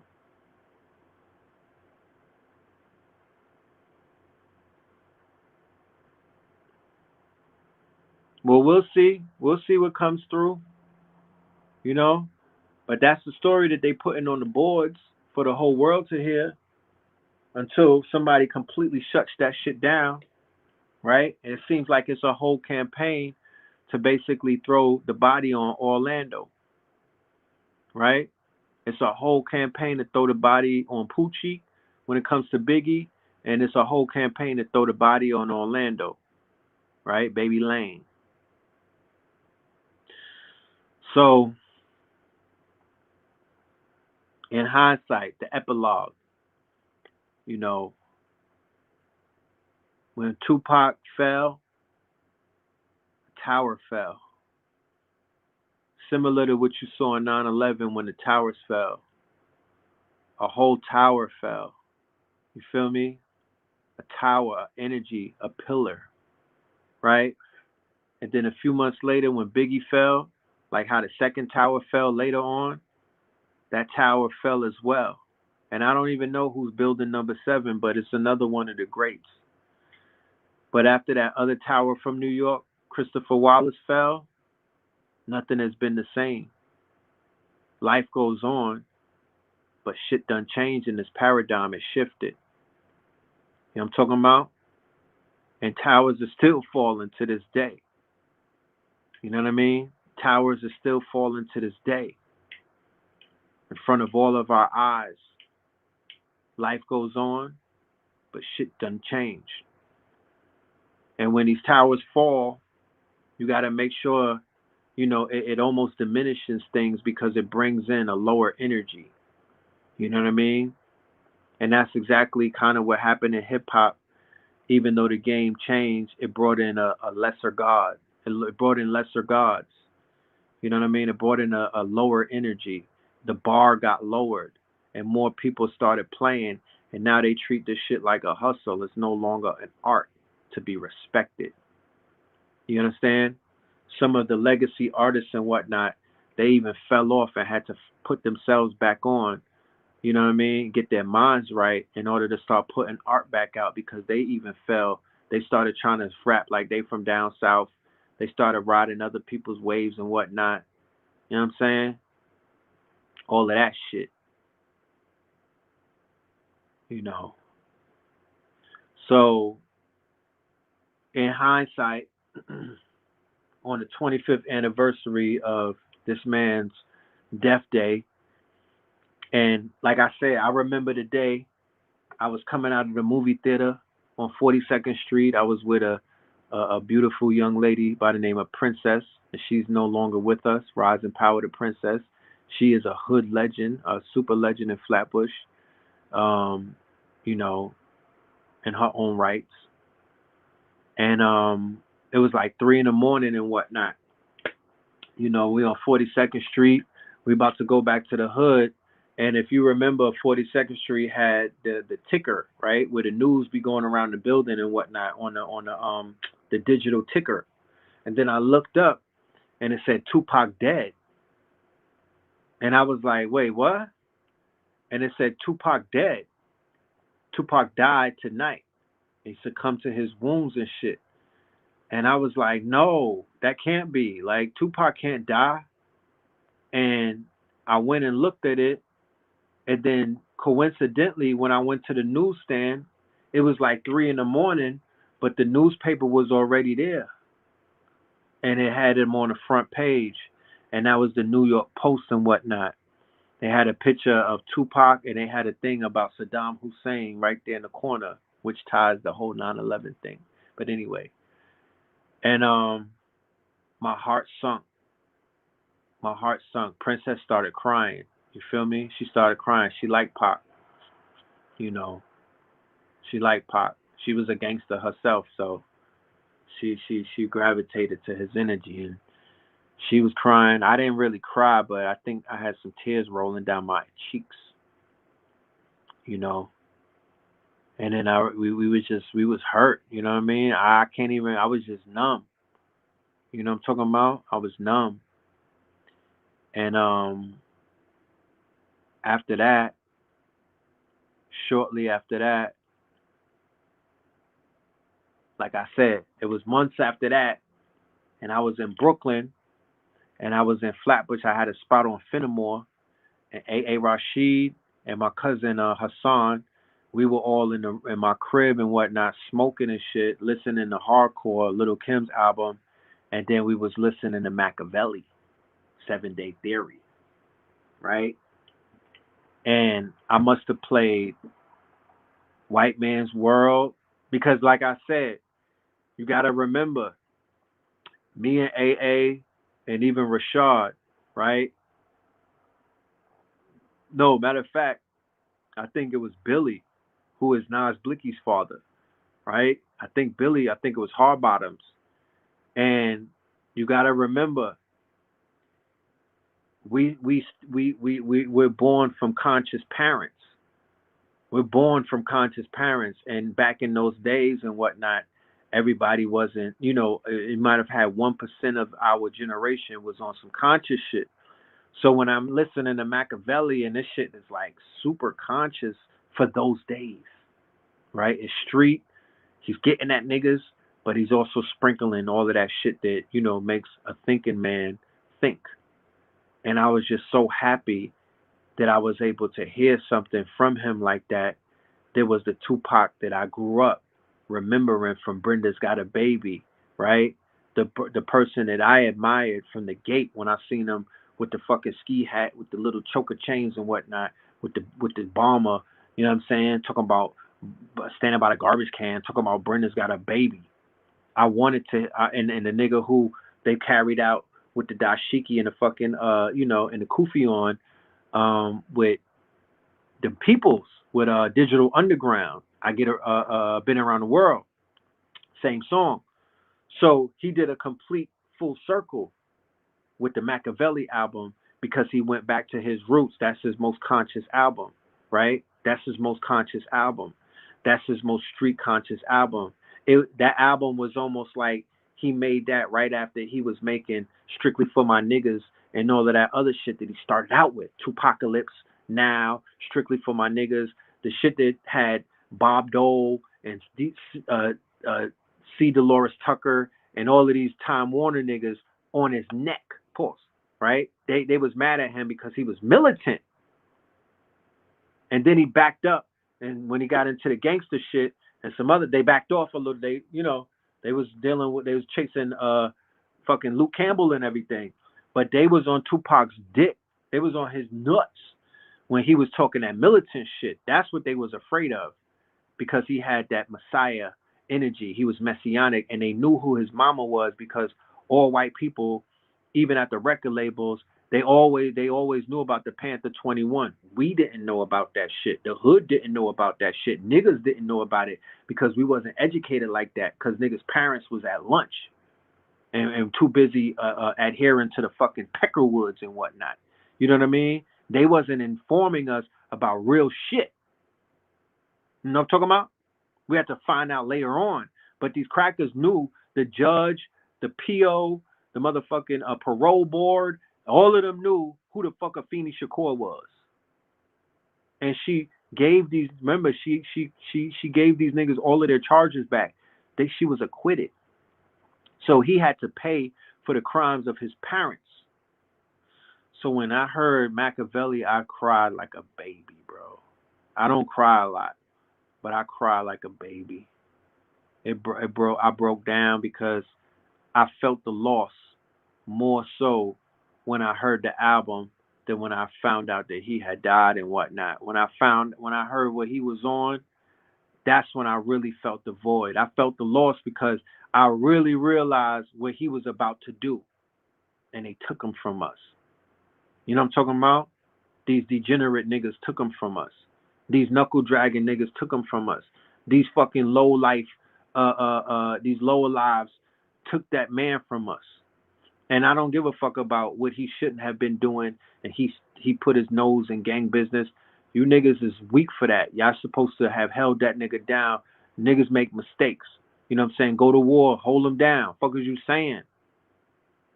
You're not more important than Pac. They try to minimize him in hindsight when they talk about him. Oh yeah, that was gang business. He shouldn't have been in the way. No, nigga, he was a rider. He was riding. Fuck out of here. You know how he get down. You know you discipline him behind closed doors, not after he dies. You don't talk greasy about him after he dies like he, you know what I mean? Nah, my nigga. Shooter's gonna shoot. You know what I mean? He had enough shooters around him that if they was gonna shoot, they should have protected him. He's a hothead. You knew that. He was at a fucking Tyson fight. You know he's gonna show his ass. You know? You niggas is not MOB if that's how y'all move. That's not mob. That's not mafia. Fuck out of here. But anyway, I digress. Greatest rapper of all time. He fits the bill. That was him. There's no other. You could never come up with anything other.